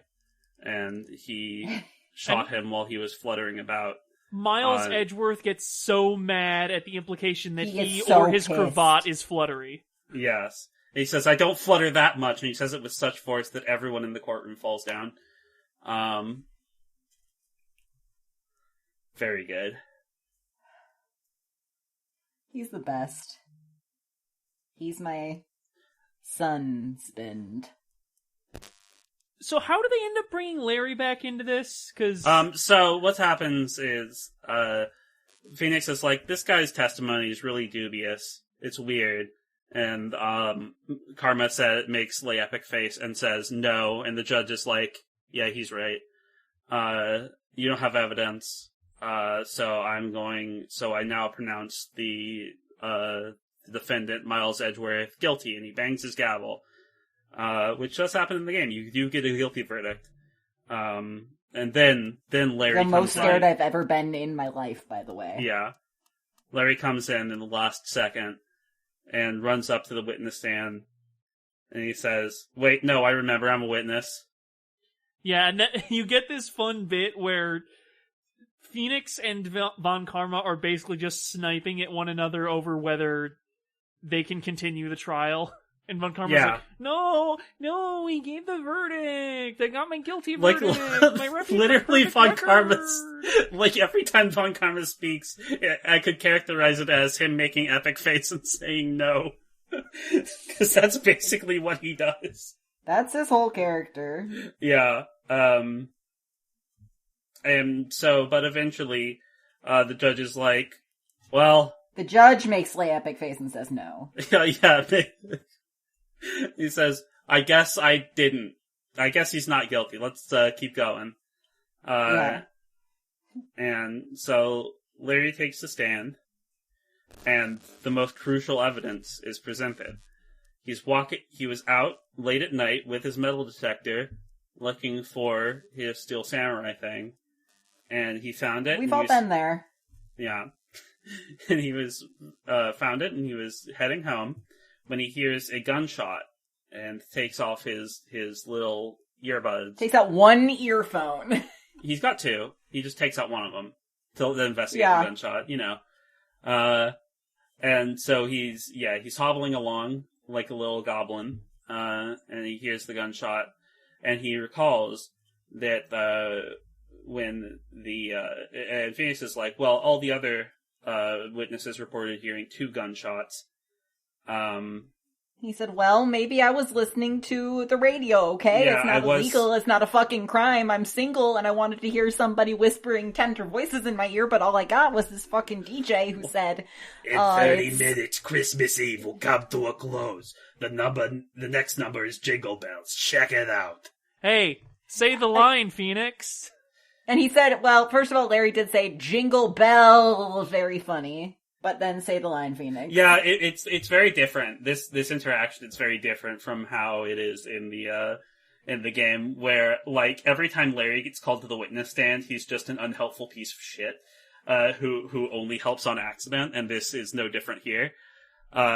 He is called, and he's just kind of like, well, I mean, I didn't, I'm not wrong. Maybe I was listening to the radio and I didn't hear it because, like he said, it's 30 minutes to Christmas, and then you're like, wait, what?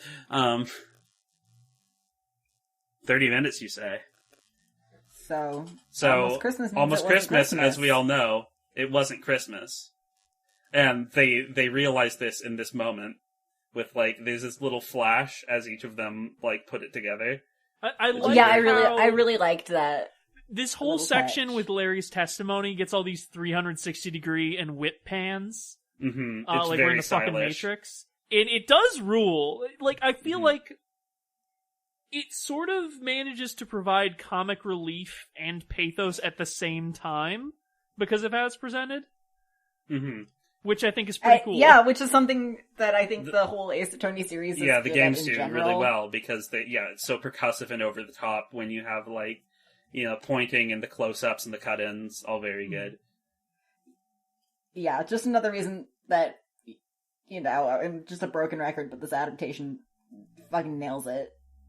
Yeah, and so he's like, wait a minute. So if you heard the gunshot at 30 minutes before midnight, and everyone else then heard who was it phone?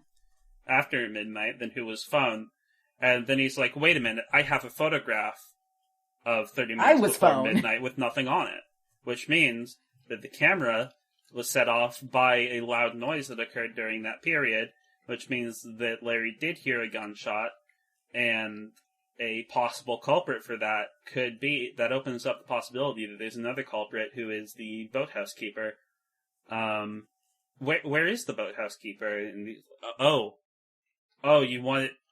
Well, I guess we lost him. Yeah, he left. How do you lose a boat keeper? You forget to cherish him. Not as egregious as how do you fucking lose a cockatiel? Well, you put it in the fucking vents. You put it in the parawiggler. So the feathers have been raining down in the courtroom because we see zooming through the ducts of the courtroom that there's a cockatiel in there. Mm-hmm. Yeah, hey, you want to talk about once again? That's not a cockatiel. Not reacting. Wait, is that a cockatiel or a cockatoo? I can't remember which is which. Let me look it up. That is a yellow-crested cockatoo. And hey, yeah, you want to talk about character design changes? Yeah, because it was in the original game. This had it was a macaw. Yeah, it had the pattern of a scarlet macaw. Although it did still have a crest like a cockatoo. So, I find it highly unlikely I think this that was if just you had either of those birds in a tightly enclosed metal space inside of a courtroom's ventilation system, that you would not be able to hear them because parrots are notoriously loud and make noise all the fucking time. This seems like it was just a case of what bird was easiest to film with. Yeah, or what birds can talk. Mm-hmm. In which case, might I suggest the humble raven? Now, did they actually have the bird talk, or did they just, like, have somebody voice act the bird? Oh, for sure they just had somebody voice act the bird. I don't know, it sounded like a bird. To me. That's movie magic, baby. Yeah, that's the trick. That's a trompe l'ear. Yeah, what they said. I'm French. Anyway, so it's after a recess has been declared. We established earlier that the trial can only go on for 3 days before a verdict must be reached, which, I mean, yeah, you have to, justice has to be expedient. Right, it's like, yeah, that's the gameplay mechanic. But also, my tax dollars. And so so Gumshoe's like, don't worry, bud, bub, as he would say if this were the video game. I will find that mystery man for you.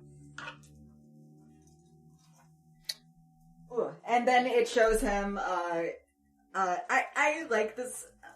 I like this Gumshoe change for the movie, kind of, where he's a little more confident and a little more, like, competent. I feel like this happens in... Oh, yeah. They show him actually doing police work, which is... Yeah, he's got, like, all the fucking boys in blue out there. Yeah, I mean... Like, on the street. If being a Japan cop is any different than being is anything like being an American cop, then you do have to do, like, several years as a beat cop before, and it's a pretty high rank. So, I don't know, maybe he's respected around the station, even if he gets his pay cut constant. Maybe. Which is also I don't know if it is still this way, but, prosecutors do write the salaries for detectives in, the Japanese legal system. That's very funny, I didn't know that. Yeah, prosecutors are very powerful.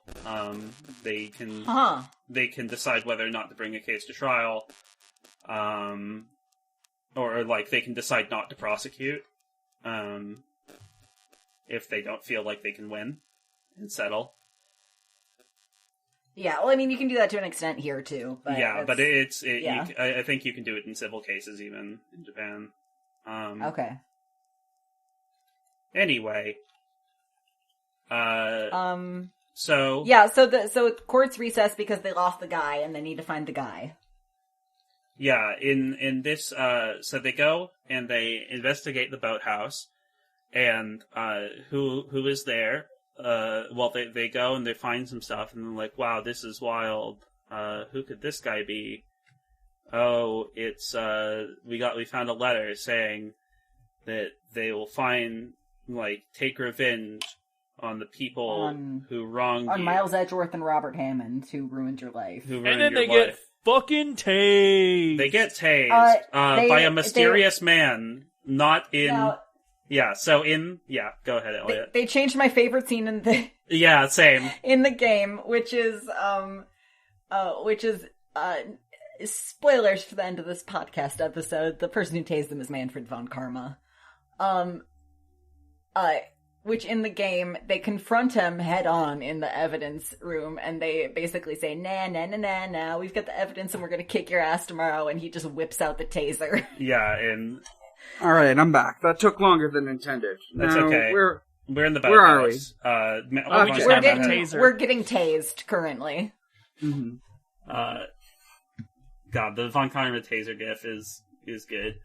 Oh, hang on, I need to find this. Oh, I put one in the chat. It's in host chat.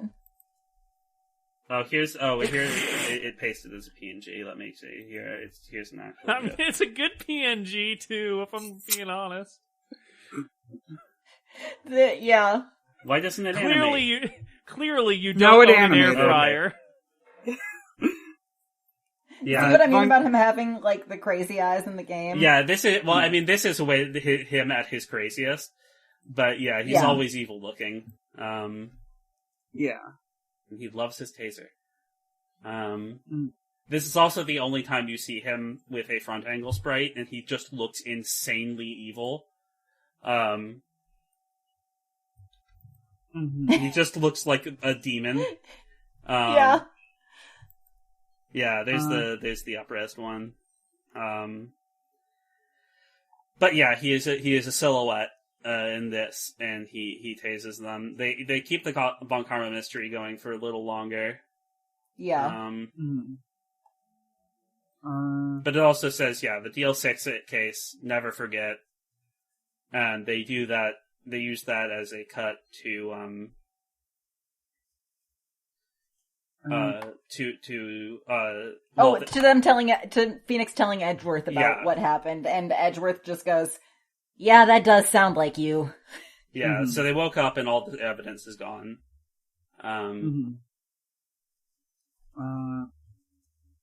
Let's see.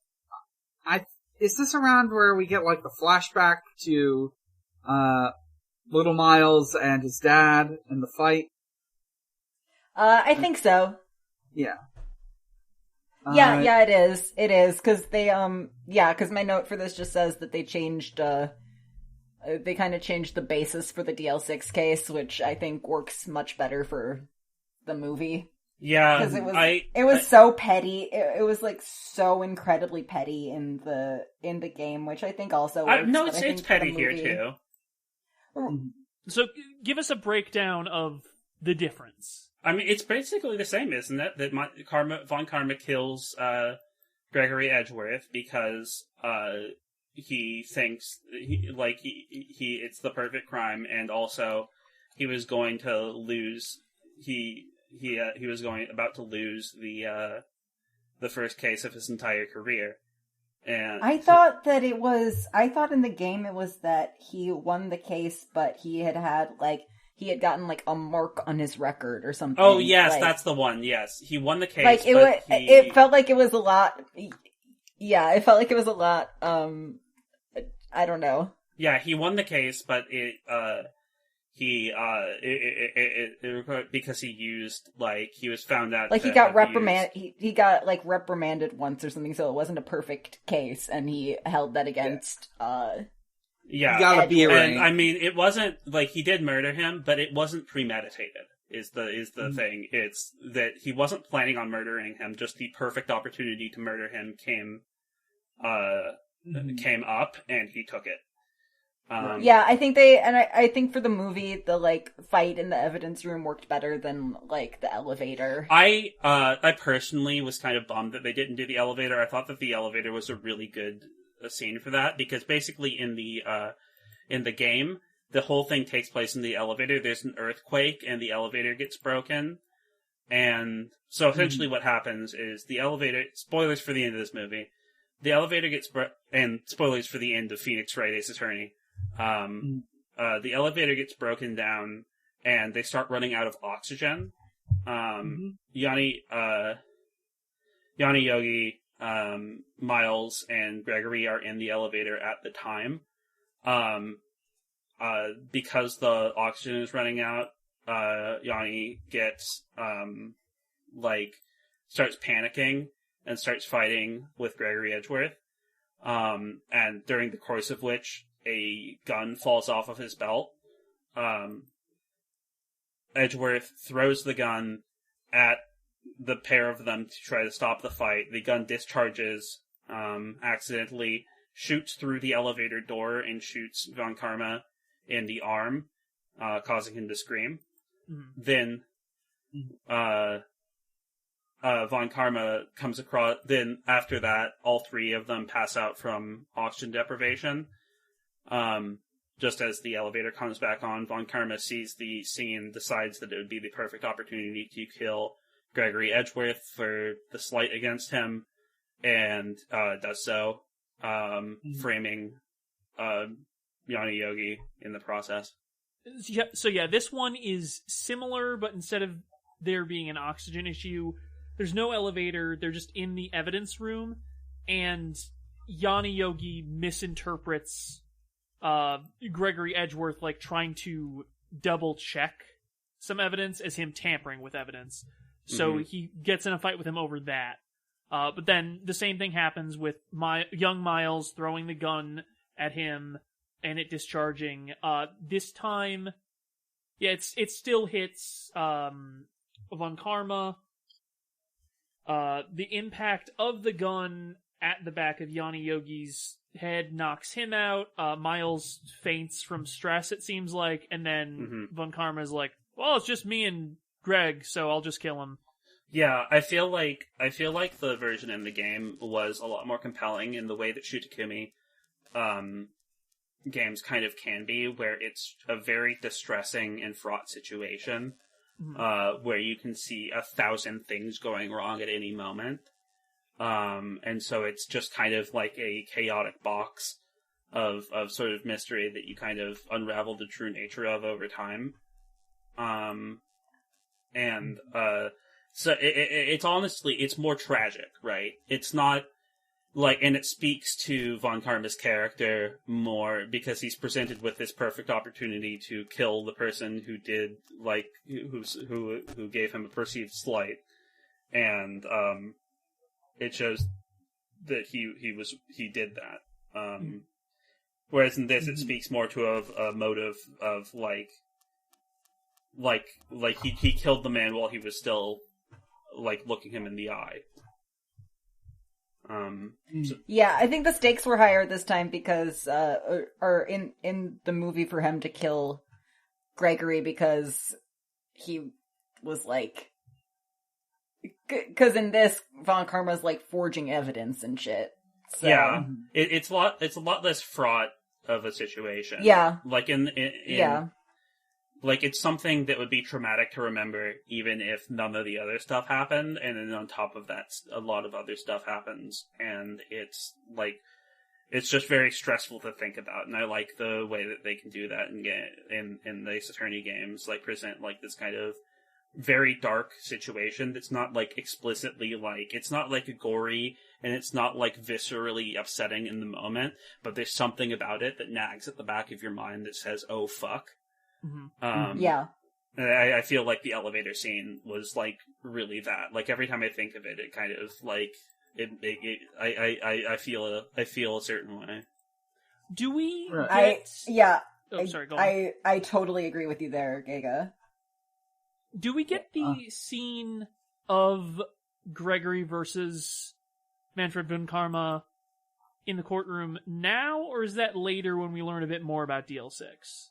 I think that is later. Basically, Okay. I just said like the last thing that happens in the movie, but like I think it's Yeah, easier. Giga and I kind of of got off on a tear there for a minute. I think it's That easier happens. to talk about it in like a summary way than to like try to like relitigate or like retell just what happens in the movie and unveil it as it happens there. There is one thing I want to mention about that scene then, which is we do eventually see the trial that got, Von Karma his grudge against Gregory Edgeworth, basically. And the main thing that sticks out to me about that is there's still a ceiling-mounted evidence robot, but because it's 15 years ago, there's no hollow screens. It just has a CRT. It's a big ass Yeah, CRT. Yeah. I'm obsessed with it. It's so good. This is so good. This movie rocks. Now I'm just thinking of a hypothetical Great Ace Attorney film where, in that one, it's like some steampunk shit. Hell I mean, it's yes! all great, like, Absolutely! Greatest Attorney's already fucking wild. It's all like I don't know if you've seen Dan, but what happens is when the jurors decide that someone is guilty or innocent, which they can change over the course of the trial, they slam their desk and a fireball gets hawked up onto one or another side of a giant scale. Oh, right. behind the I've judge. seen this, yeah. And Oh my god, I haven't seen that. That's amazing. Oh. I was hoping it was kind of more like a they turn their chairs around like they're on The Voice. yeah. The that'd be really funny. Yeah, it's similar to Professor Layton versus Ace Attorney, where you have the mob cross examinations, and it's God, fun. I haven't played that either. I've only played the 6 main series. Well, I will ones. say that both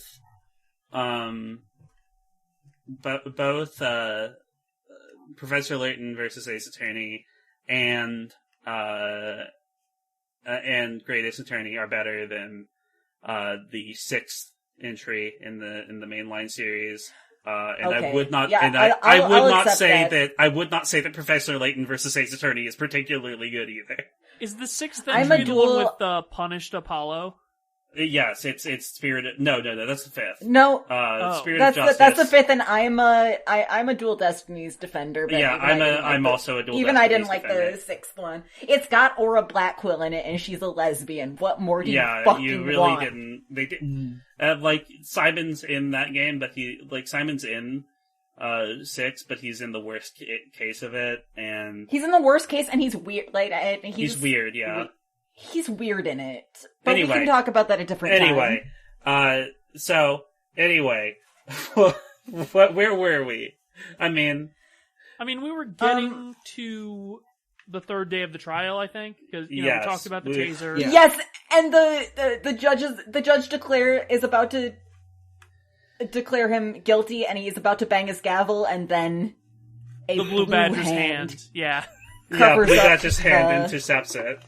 Yeah. Very good. Also, when Phoenix is like stalling for time, he does the thing where he's like, "No, Yeah. Montgomery's like, "Stop it!" Also, what really quick, going back to the Blue Badger, the yes. Blue Badger precedes Gumshoe bringing in the, I think, Gumshoe Yanni? bringing in the guy. Yeah, Yanni. it's Yeah. Yanni. And then we get one more thing about the Blue Badger. When it cuts back to the front view of the courtroom, Yeah. the Blue Badger falls off of the judge's pedestal, and his head rolls off, and the suit is empty. It's so freaky. I It's love scary. it. Yeah. I'm so that was the point where I had to pause the movie and just be like, well, I'm living with this for a minute. Yeah. The Blue Badger is...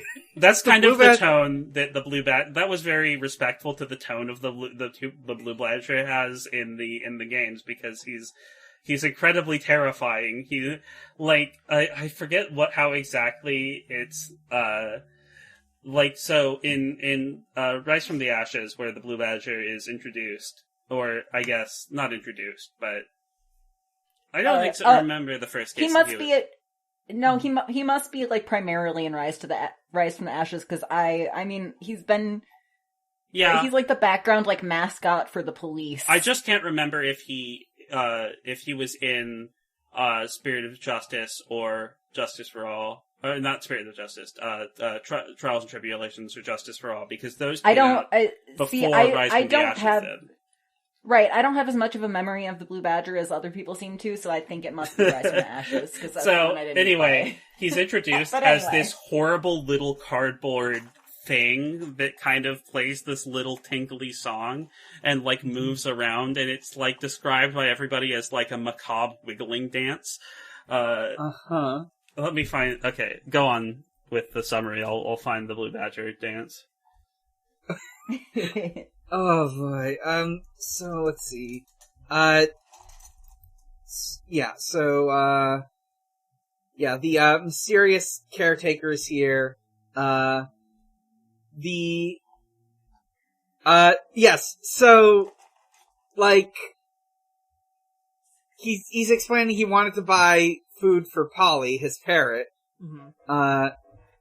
And like, this is around where Phoenix realizes that the mysterious caretaker is in fact Yanni Yogi. The problem is that it's very difficult for him to prove it, because the man has no recollection of his name. Apparently, it's been 15 years. You can't really go by face. And his fingertips were burnt off, allegedly, while he was at a job where he worked with, serious He's working at a chemicals. drug factory, as they say. Yeah. Yeah. The drug factory. So, at this point, he starts, like, praying to the thinker, and he gets an idea. Yeah, the cockatoo is making a lot of noise, and Gumshoe is trying to get it to quiet down, and he is about to leave the courtroom. And this is so much funnier than it is in the game, to be honest. Mm-hmm. He calls the parrot as a witness, But he's like sweating profusely. Yeah. And like keeps glancing over at the judge like, is this gonna be allowed? Because this is a player choice in the game. There's like, who are you going to call as a witness? And then it opens your court record, and you have to choose the parrot. Yeah. And it's the right answer. Yeah, and then like, this scene is great. Like, it's great because he's acting against the parrot. Like, the parrot's actually there. Yeah, the parrot's just sort of sitting there, like, making noises, shitting on the floor. It's shitting constantly. The parrot shits in like 2 discrete scenes. Yeah, it's a beautiful yellow crested cockatoo too. Like, there's some close-ups on its eyes. It's very pretty. It's a great actor. Yeah, so and this is all like a very long one shot. And so like he goes over and he's like, and she's like, hungry. And so he's like, oh, Gumshoe, do you have food? Gumshoe has food. I love that Gumshoe has food. He goes over and he feeds the bear. He feeds Polly, and Polly like hops up onto his arm, and it's very cute. And then, yeah. And like he's acting against this parrot very clearly, and she's kind of doing what she wants. It's like you can see like him improving in the scene, like trying. I like when it's just crawling around him.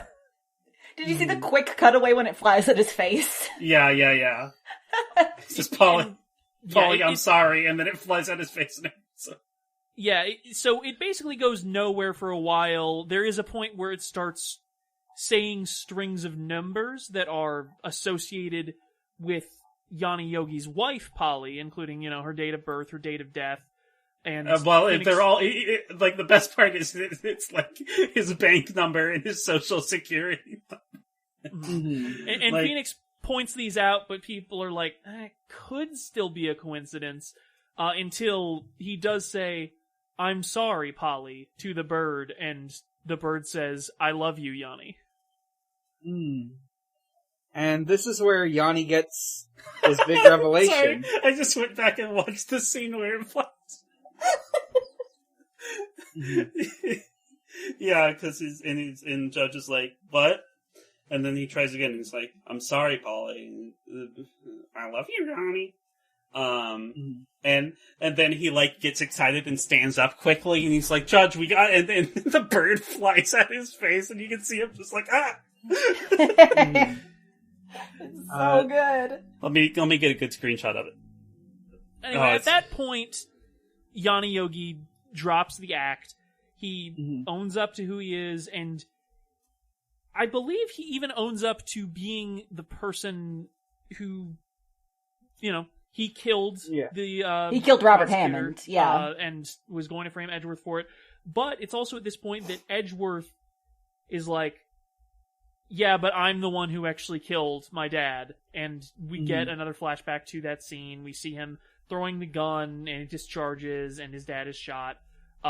So it's like, the judge is like, well, I guess we'll try Yanni Yogi for this murder, but now we gotta figure out what to do about Edgeworth. And we do get a little scene that says like bonus scene is overlaid over Edgeworth on the witness stand. Extra round, yeah, yes. That's what it said on mine. It's very good. It was, very video gamey. I like I want to talk about real quick about the short recess that they have in between, in between the end of that case and the beginning of Edgeworth. Okay, I did just see the screenshot of the bird flying at Phoenix's face. It's legitimately just flew at the dude's face. It's really funny. Let me get my note for the exact thing that he said. Edgeworth was like, it's hopeless, dude, like, give up, stop defending me, or whatever. And Phoenix says, I'll believe in you until the end, so, let's rock. So, I do want to say, Yanni Yogi's, it's a very different, we get, like, a whole flashback here, for Yanni Yogi, and, it tells his man-pain backstory, which, legit. Sucks. Yeah. Honestly, it is the moment where he first comes home and you just see his house covered in posters that are like, fuck you, murderer. It's really good. It's a lot more. I think it's a good adaptation choice. Like, I think both of them are effective in the game. He's more just kind of sad and sort of like dissociative. Like he's still. Well, he had legit snapped from oxygen deprivation in the game. In the movie, he was overworked. He was. He was coerced into an insanity plea by his attorney because his attorney didn't want to look bad. Yeah, and you cut to the courtroom, and the attorney's like, "Oh, I can't believe I'm getting away with this shit," and he's like, "Yeah, well, you're not guilty for insanity, so see ya." And so he's walking home, and there's just murderer. Like, everyone's calling him murderer, and murderer is plastered all over his house. And he goes inside, and it's quiet, and he's empty, and he's like, Polly? And, really terribly, not, terribly, in poor taste, but, terribly, and, it fucking sucks. Yeah, you can see her on the balcony, and at first, it's just, barely visible that her feet are off the ground, and then... it doesn't show... Yeah, I thought she was gonna jump. I thought she was alive and was gonna jump. Yeah, no. For a second. Honestly, this is, one of the strongest scenes in the movie, and this is saying a lot, because it is a good movie overall, but, you just see a close-up of her leg just dangling about, 6 inches above the balcony. It's another very good, very Takashi Miike sort of scene where the lot is told through synecdoche. You only need this small piece of the whole image to tell what exactly is going on. And it's very. He likes to do flashbacks in a way that very closely resembles memory, where you have memories, you have quick images of parts of something, not the whole image, just kind of evocative pieces of it. And this is one of those things. It's very good. But also very bad. It sucks. It sucks. Devastating. It's really good. It's very nice and subtle. It's not so nice and subtle later when he starts hallucinating his dead wife with a birdcage for a head. Yeah, I didn't like that part. But that's also another very Takashi Miike thing. This is the only film of this I've seen, so I'm just soaking it all in. Yeah, he's a very good filmmaker. Let's see. We see scenes of him, getting the note, hydrochloric acid, and a gun. He, burns his fingerprints off with, the hydrochloric acid. Well, he sent a note. He sent a note with instructions to burn his fingerprints off. The time has come to take your vengeance on the people who ruined your life, basically.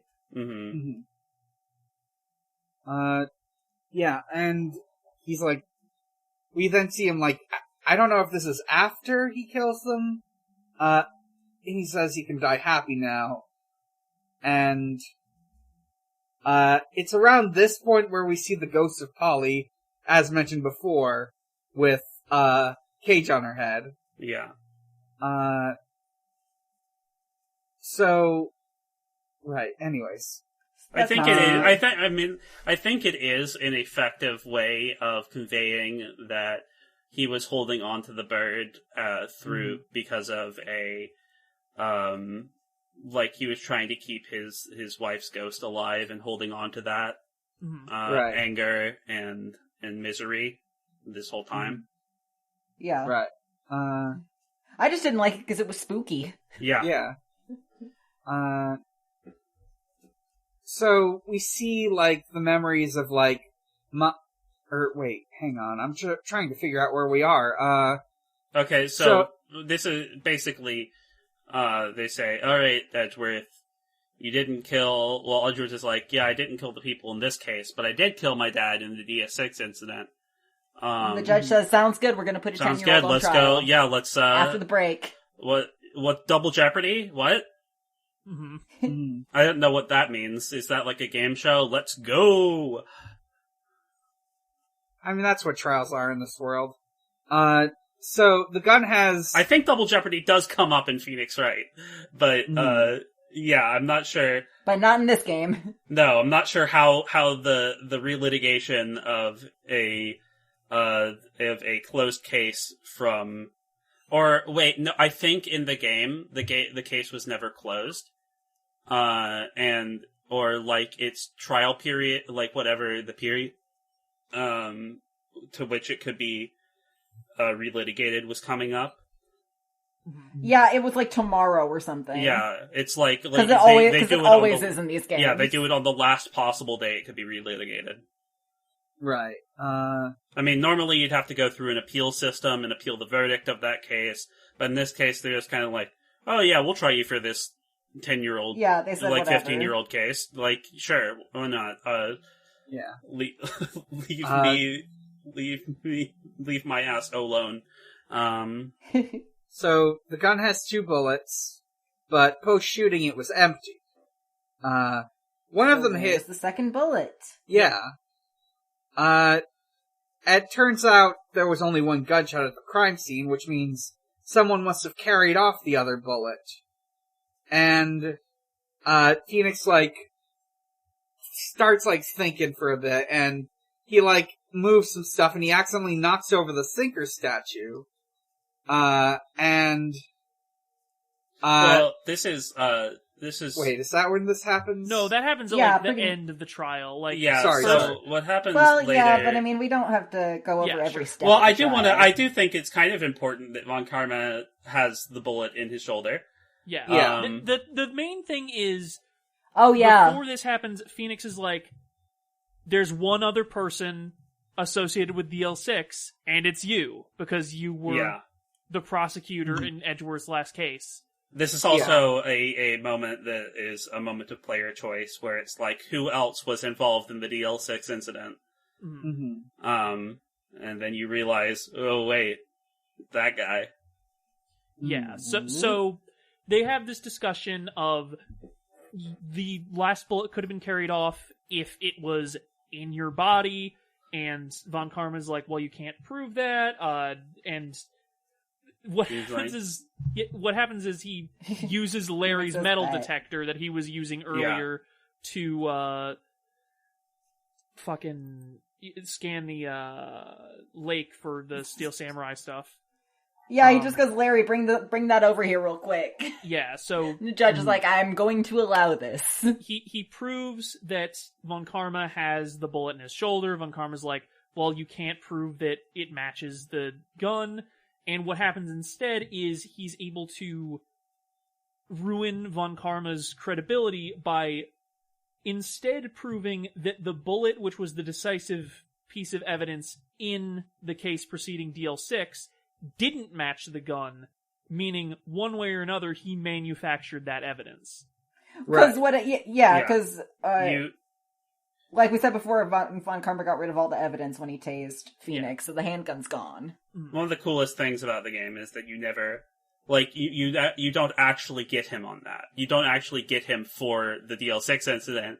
You get him on the fabricating evidence, and he just admits the DL6 incident. I really love... It's like you got Al Capone on tax evasion. Yeah. I really love the editing technique they used for his final breakdown. I wish they had gone It's a little so good. more The jump cuts are such a good idea. It's shot all of a sudden like a horror movie. It's insane. A big thing with the breakdowns in the 2D games is that, especially as it goes on, the true perpetrator will rapidly flip between different poses. And I think this is sort of the closest you can get to that in live action, where just in the middle of his monologue as he paces the courtroom, it's just jumping. Yeah. Yeah, I just wish there was a little more of it, but I've always very felt good. That that too much emphasis is put on the breakdown sequences in the games. I find them entertaining, but I don't think that they're the same. I find the monologue that accompanies them a lot more interesting a lot of the time than the breakdown itself. Mhm. But yeah, I think that, like, I mean, Von Karma's breakdown in the game is a lot more, well, he slams his head into the desk until he starts foaming at the mouth and knocks himself out. Pretty good. Which is pretty good. I like that I do like that they changed it for the movie. Yeah, in this he just kind of gets a Hannibal lecture about how defense attorneys suck shit because they're defending people who are criminals. Bro, you're a criminal! Yeah, Bro, that's Yeah. you! Have you all watched that Sean video, PragerU and the Law? Where it's like, PragerU is like, because California, like, because this county upholds the law by kicking homeless people out, whereas they're actually breaking a law by kicking the homeless people out. But yeah, I mean, Interesting. listen, the thing is that when conservatives and reactionaries talk about law, they're actually talking about order, and when they're talking about order, they actually mean not making me look at the underclass. yeah, it's about essentially eugenics and fascism. And yeah, he's basically like, you would defend the scum of the earth, you would stop justice from being committed. Fabrication, concealment, what do these things matter? Maya's What's just important tweeting. is people who are... Maya's just tweeting, men will talk about how criminals are the scum of the earth when they're literally confessing to falsifying evidence. Yeah, Yeah. like, he's just memes, like a memes emoji. Yeah. Yeah, he's like, you prevent justice from being done, you stop crime from being prosecuted, you're like, you're but little baby, I am the big boy. Yeah. I will just say one more thing about my real life law experience. Prosecutors do be fucking talking like this. Yeah. That makes sense. They got a law degree. Yeah.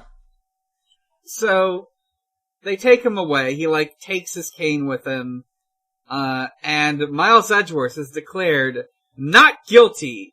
And confetti rains down. Big, huge chunks of confetti. Yeah. And There's like a big thing on the screen that's just like the, kanji for not guilty. Elliott, did you see who was there when Larry Butt stands up to applaud?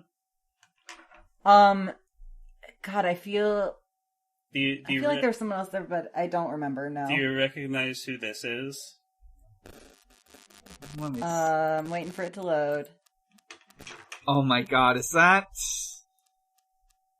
I got it. Are we talking I'm about really Wig struggling Guy? here. or That's Suit Guy? Shutakumi, creator That's of the Shutakumi. creator of the Ace Oh, Attorney that's series. so cute. That's cute. Yeah.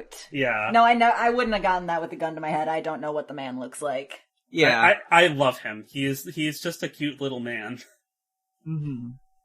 The only, like, video game creator that I know what he looks like, unfortunately, is Hideo Kojima. Yeah. I mean, that's unfortunate for all of us, but, you know, we... Yeah. In fairness, Yeah. Big Corn. Mm-hmm. Big corn. Big corn. So, they like, there's like celebrating. On that meme, that 2x2 meme, he does not know what Bitcoin is, invests in it. Mm-hmm. Who, Larry? No, that Larry and also Hideo Kojima. Oh, absolutely. Yes. Yeah, you're right. Hideo Kojima does not know what Bitcoin is, but does invest in it. Oh, no, Larry doesn't know what it is and doesn't invest, but it's because he doesn't have any spare money. I was thinking that would be to Phoenix. investing in shit. Oh, Phoenix, yeah. Phoenix, Edgeworth does know what Bitcoin is, doesn't invest in it, and who would be does know and does invest? I think it's Manfred It's von Karma. Clavier. Oh, it's Clavier. It's Clavier. I was thinking Maya. Clavier is my perfect son, but Maya, it's Clavier. Maya absolutely does not know what Bitcoin Okay, is. yeah, Maya's an SJW. You're right. So, yeah, I think around this point we get like this sort of like post-court, scene with, Phoenix and Miles and, Maya. And Maya, and Larry. And Larry, don't forget Larry. And Larry. And Larry's the here custodial too. staff.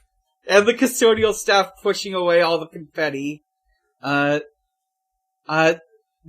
Phoenix saved him, they, shake hands. The world's longest build up to this handshake. Mm-hmm. They shouldn't have been cowards. They should have just shown them kissing on screen. Mm-hmm. Yeah. No! They need to it needs to be full on uncensored sex. And they can't do that in Japan. So we should have been happy for what we got. Right. And I am. Mm-hmm. I'll find the full on uncensored sex on other websites. Yeah. Just going on Pixiv and just letting fly, yeah. Yeah. So later on, after this big moment, it's Phoenix, Maya, and Larry, and they're all thinking, there's still one unsolved incident. Who stole the lunch money? It was Larry. And Larry just confesses unprompted. Yeah, he stole it to buy a plastic model. And he argues... Phoenix is going to kick his ass. Phoenix is full-on midlife crisis. At least in my subtitles, he goes, well, what does that make me then? This shaped my whole life. Because you stood up for me. He's like, I'm going back to art school. You guys suck. It's a beautiful thing. It's like I hate to reference fucking Marvel movies, but it's like in the, it's like in Endgame when she's like, when Wanda's like, you ruined my life, and Thanos is like, I don't know who you are. You changed my whole life. I'm literally Larry Butts. We get a credit sequence. I love this sequence. Yeah, because you're familiar with some of the content, aren't you? Yes, they end it on a loose adaptation of the Matt on Guard trial. Yeah, I mean, you see Larry Butts, getting a new Jammin' Ninja balloon. Yeah, it's so good. And slapping not only the that, Jammin' but Ninja logo if you look in the background, during the Matt on Guard trial, or wait, no, yeah, that's Matt on Guard. Yeah, you can see that that Adrian Andrews, confirmed lesbian, is in there, so there is lesbian representation is in this movie. Yeah, about as much as a Marvel flick. Yeah. Yay! Blurry and in the background, just like in Star Wars. If it's good enough for Star Wars, it's good enough for me. My favorite part of this is when Edgeworth pulls out a Jammin' Ninja guitar and he does strum a chord. It's kind of like having Clavier here. It's all I was just about to say. It almost feels like they remembered Clavier for a second. I wish they would have shown Shelley the Killer. Yes. I love Shelley the Killer so much. He's so good. And we get this final bit of Phoenix Wright saying objection, and it turns into the logo, and that's the end. Mm-hmm. I love that. I want to rate this movie immediately. It is 5 out of 5 attorney's badges as a film. It is 5 out of 5 steps on a ladder as an adaptation.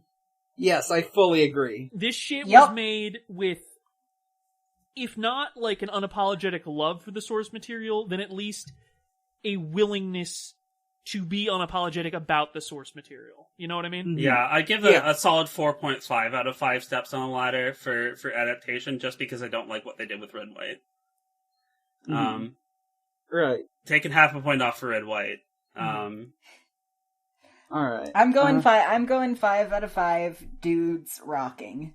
Yes, yes, 5 out of 5 dudes rocking, 5 out of 5 nickel samurais. 5 out of 5 bird actors. 5 out of 5 evil magistrates. This is easily the best movie we've ever talked about on this podcast. It's so good. Not even a competition. Watch this movie, and also, it's a Christmas movie. It is a Christmas movie because it is Turnabout Goodbyes, the movie. But yeah, play the first Ace Attorney game, and also watch this movie, because they're both good. Yeah, and this movie, you can rent it for $4 on YouTube. It's cheap, it's easy, and you'll love it. Yeah, it Or just rocks or my just whole message- bod all the way through. Just message me and I'll give you the link. Parody. I would say the link to the YouTube. Well, I would say, I'd say the same. The link to the but you also Amazon.com purchase import link. message me and I will give you my password and name for my my Google account. So, I believe we got some questions. You guys got a ton of questions. Oh, I no. looked in the mailbox channel. I gotta see this. This is a this is a very special episode of Video Game the Movie, the podcast. Mm-hmm. In that it's 3 hours long. This is a very long episode. I'm gonna have a lot of fun editing this. So, let's see. Just one question on Twitter.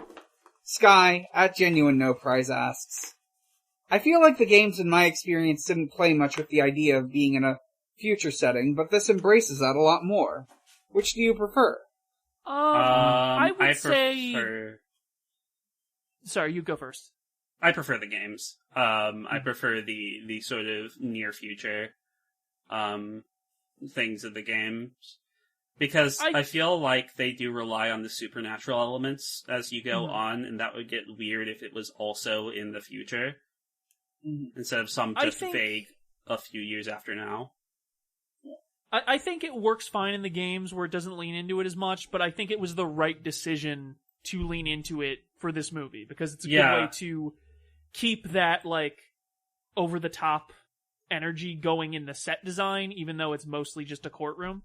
Yeah, I think that, having it, I feel like the necessity that was the mother of invention for this movie was the court record, and that kind of just necessitated that they needed to set it in the future so that they can have holograms to show the evidence.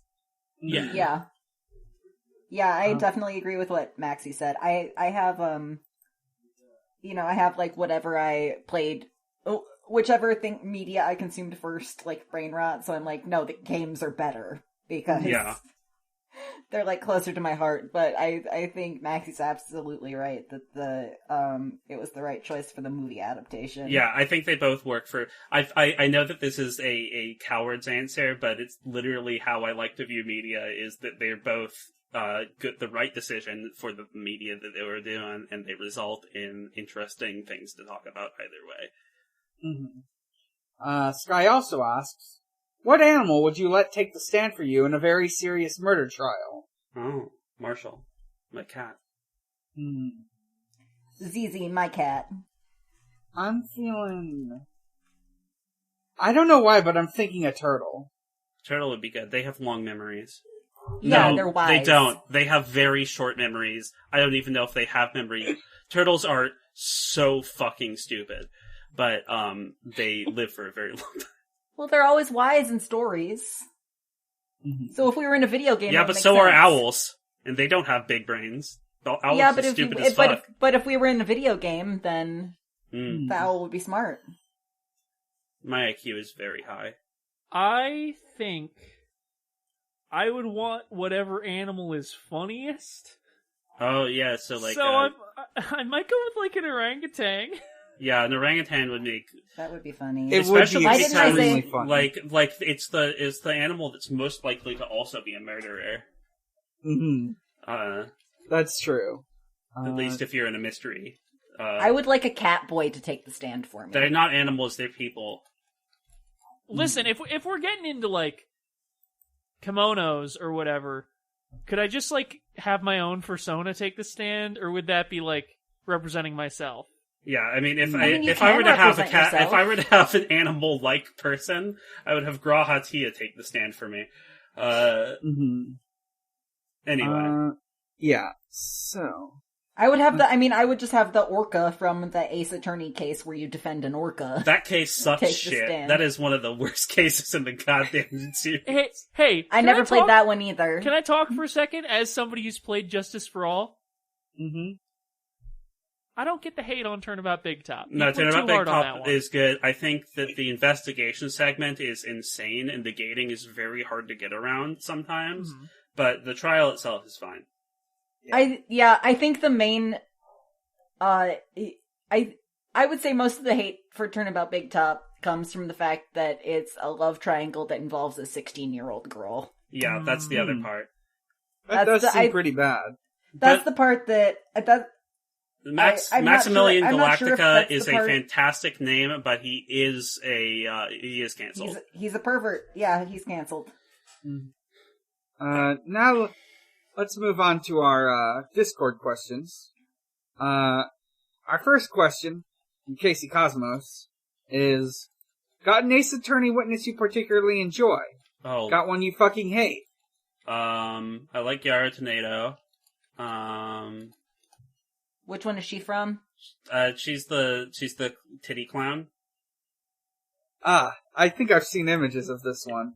in Spirit of Justice. I really like the Bones brothers from Great Ace Attorney Part 1. Yes, they're very good. There's a lot of it. Yeah. They're all so good. I know. I'm racking my brain right now. I like the Bunny Sisters also in Spirit of Justice. I like a lot of the characters in Spirit of Justice. I just don't like the game. Yeah. I like Yeah, Adrian same, Andrews same. a lot. I like the We Stand a Codependent Lesbian Queen. Yeah, speaking of, I think Aura Blackquill has to be my pick. Yes. Why are all the lesbians codependent? Why do they kill the gays? Now, in fairness, they kill a lot of people. Their game's about murder. True. But I'm not saying there's nothing to criticize, but statistically... You know what? Fair enough. yeah. It is a murder mystery. I like Dahlia Hawthorne. I will say, just once, I want to see a Phoenix Wright case that's just about, like, grand larceny, you know? Right, I want a tax fraud case. Yeah, yeah. I mean, there is one about stealing. It just also involves murder. Yeah. If you want cases that are more, like, cause I think that not all the cases in Gyakuten Kenji or, the Edgeworth games are murder cases. They're also very good games, in my opinion. Oh, listen, I really liked the first Ace Attorney Investigations. Yeah, Did they ever localize the second one? No, but there's a fan translation that's very good. Obviously there is. Mm-hmm. The main thing I remember about Ace Attorney Investigations is the hyena lady is really fun. God, she's so good.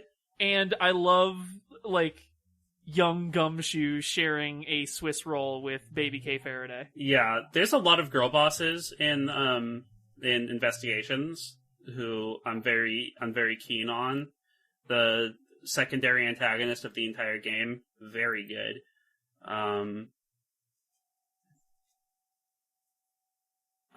Do we have one we hate? Do we have one that we hate? Yeah, I mean, we've talked about Wendy Oldbag.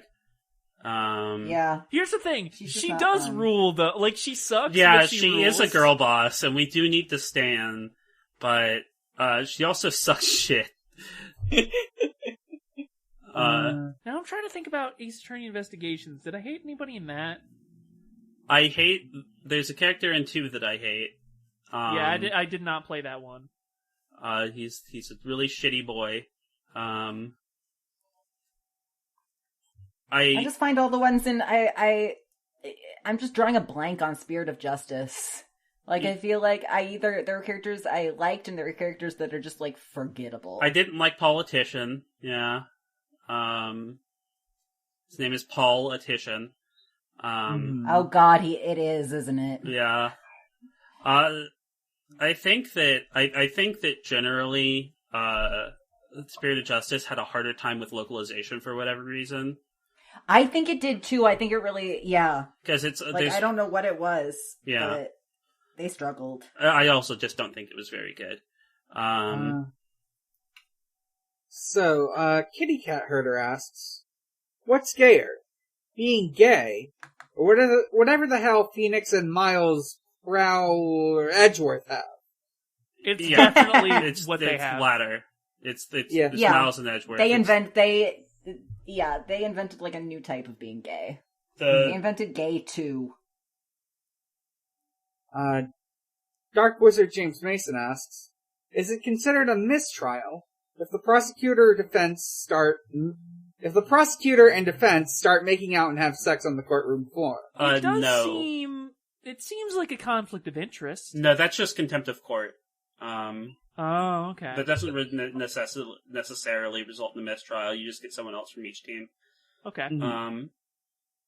Well, no, it but depends on that's no it. good. Because if it's Miles and Phoenix, then the only other people who are going to be on that team are Francisca and Maya. You're just going to get them making out. Yeah, so Francisca It's wouldn't eventually make it'll out be a with mistrial. 16-year-old. Yeah, but in the future, actually, when Shit. does Justice for All take place relative to the first game? I don't know. it's like After. I don't know. I think Francisca is. I mean, I guess an 18-year-old can make out with a 17-year-old, but I'm not here to litigate that. Anyway, yeah, no, that's moving not... on. Alright. Kitty Cat Herder asks, if your lawyer had to bring up a book on evidence law with a little yellow duck on it, would you be sweating, or what? What? Let me repeat that. There's a yellow duck Ace Attorney. I don't know what this is about. No, me neither. I don't think it's funny. Alright. The evidence book that he had to whip out had like a ducky on the cover of it. Oh, okay. For some reason. Huh. So if your attorney had to like open a big book that says Law 101 for Dummies in the middle of your trial, how fucked do you think you are? If I ever go to trial, I think I'm very fucked, and I don't think anything about how the trial actually goes down will change that. Right. Hornmeister asks, which video game movie belongs behind bars? Street Fighter Postal 2. Probably Postal, yeah. Yeah, I'd say put Uwe Boll in jail. I'm still going with Street Fighter for the crime of trying to make me care about Jean-Claude Van Damme. Okay, but about Street Fighter: The Legend of Chun-Li? Haven't seen that one yet. It's like worse. Ooh. Huh. I'm interested now. Listen, we're gonna get to it, I'm sure. Yeah. Mm-hmm. I'm gonna say a video game anime because I've never seen besides the Pokemon movies in this one. That's not my area of expertise. I'm gonna say the dramatical murder anime. Oh yeah. Alright. I mean, go to jail for being too gay. Mm-hmm. I mean, that's what they're gonna get me for someday. Yeah. Casey Cosmos asks, and this is our final question, what is your breakdown animations? That's such a good question. I wrote that down so that I could spend this episode thinking about it, and then I didn't spend any time thinking about it. Huh. Let's see. I would start... in all honesty, it would probably be a Matt on Guard style. Where you I rip tend up to your kind of face. I'm there's probably too much information, but I'm kind of a skin picker, so that just feels it feels right if I were being found guilty of murder or about to confess to a murder. That seems pretty on point. Mm-hmm. I'd Ever since I was frantically do up close magic and then die. Ever since I was a kid... Maxie, what were you saying? Well, ever since I was a kid, I have cried when I get really angry. So, Oh, me too. It's the worst. so I would just be sobbing and maybe also gnawing on my arm. Yeah, I would cry and bite my fingers until my arms were like stubs. And then fall down. I don't know why, but for some reason I'm imagining when I've had moments, I'm thinking punching myself in the face and maybe running in a circle or something. I don't know. I kind of like that. I'm imagining you with your hands up, kind of like making a lap around the witness stand. Yeah.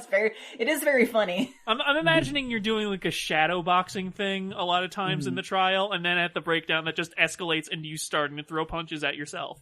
I would rip masks off and reveal another person underneath until there's nothing left. You pull off a mask and it's just the same face. Yeah. I pull off my mask and I'm just me also. Yeah. I pull off my Giga mask to reveal a smaller Giga underneath. Yeah. Okay, I know what I said. I know what I said about running around in a circle, but now I am thinking about that fucking Three Stooges whoop whoop whoop run around on the floor. You run around in the circle until you like carve in an indent into the floor of the room. And like indented somehow is the word guilty. That's so good, Dan.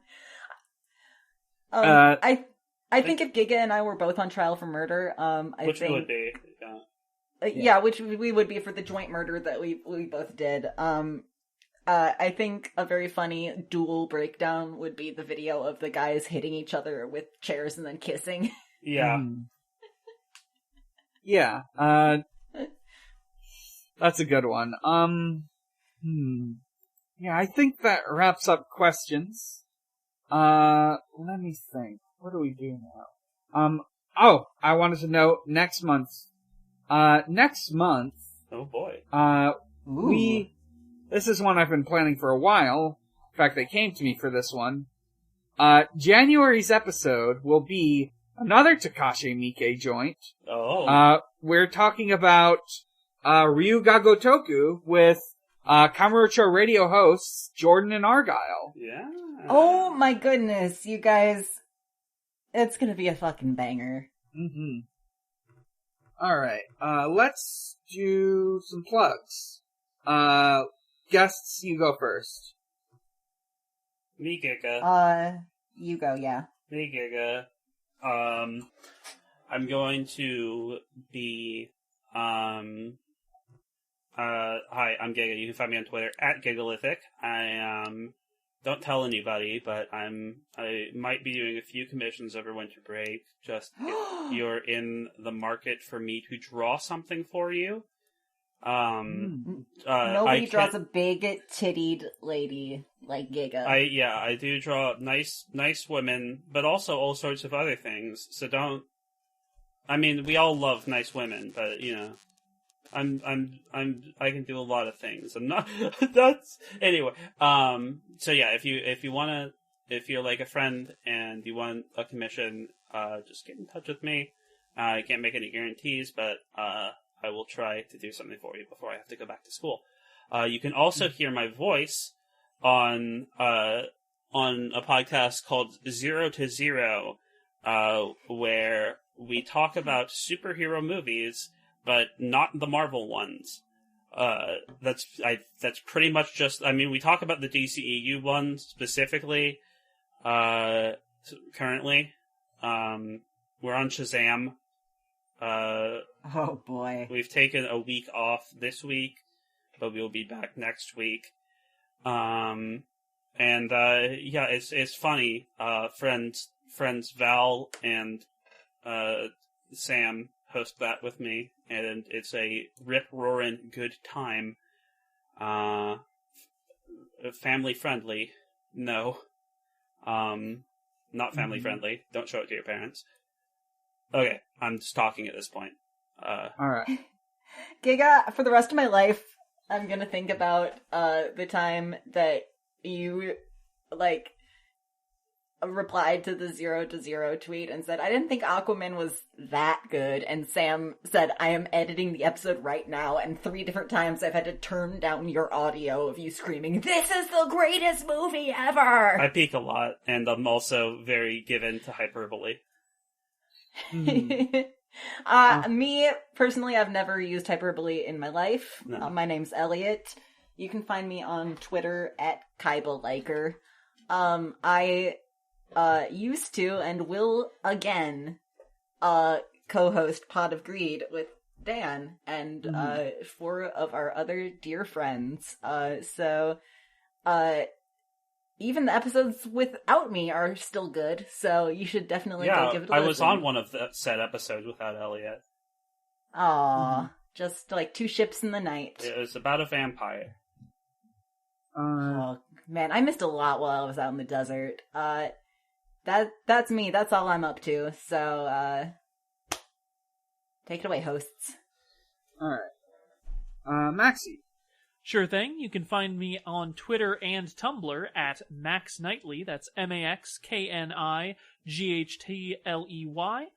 And I'm also on the podcast Eidolon Playtest, where me and a bunch of other friends are testing out and playing through a tabletop RPG based on JoJo's Bizarre Adventure and Persona, but way gayer. And there's there's vampires in JoJo, but they kind of stop being relevant after a while. It's a pretty neat podcast. People like it. People think we do a good show. People love the soundtrack, which I'm very proud of.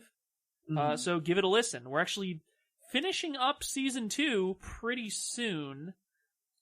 So there's like a bunch of stuff to just listen to while you're at work or on the bus or chilling, whatever.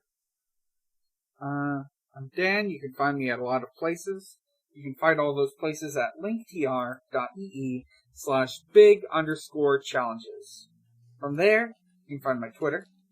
You can find my other podcasts, which include Pot of Greed, as mentioned before, Sonic Shuffle, Sonic Lore Podcasts, video game... Wait, shit, that's this one. Well, you can still find it there. Yeah, you can find the Sonic Shuffle. There's also my finished podcast, Chill Bleed, which Giga was on. I was also on that. Yeah, and Stranger's Fiction, an actual play podcast focused on one-shots. And last but not least, you can visit at Xbox_holiday, where Usher celebrates holidays with Xbox. Happy New Year, Xbox. Happy New Year, Xbox. Happy New Year, Xbox. Happy Boxing Day, Xbox. Happy almost Christmas, Xbox. Happy almost Christmas, Xbox. Happy Pashmina's birthday in Animal Crossing, Xbox. Wow, good job. Good for her.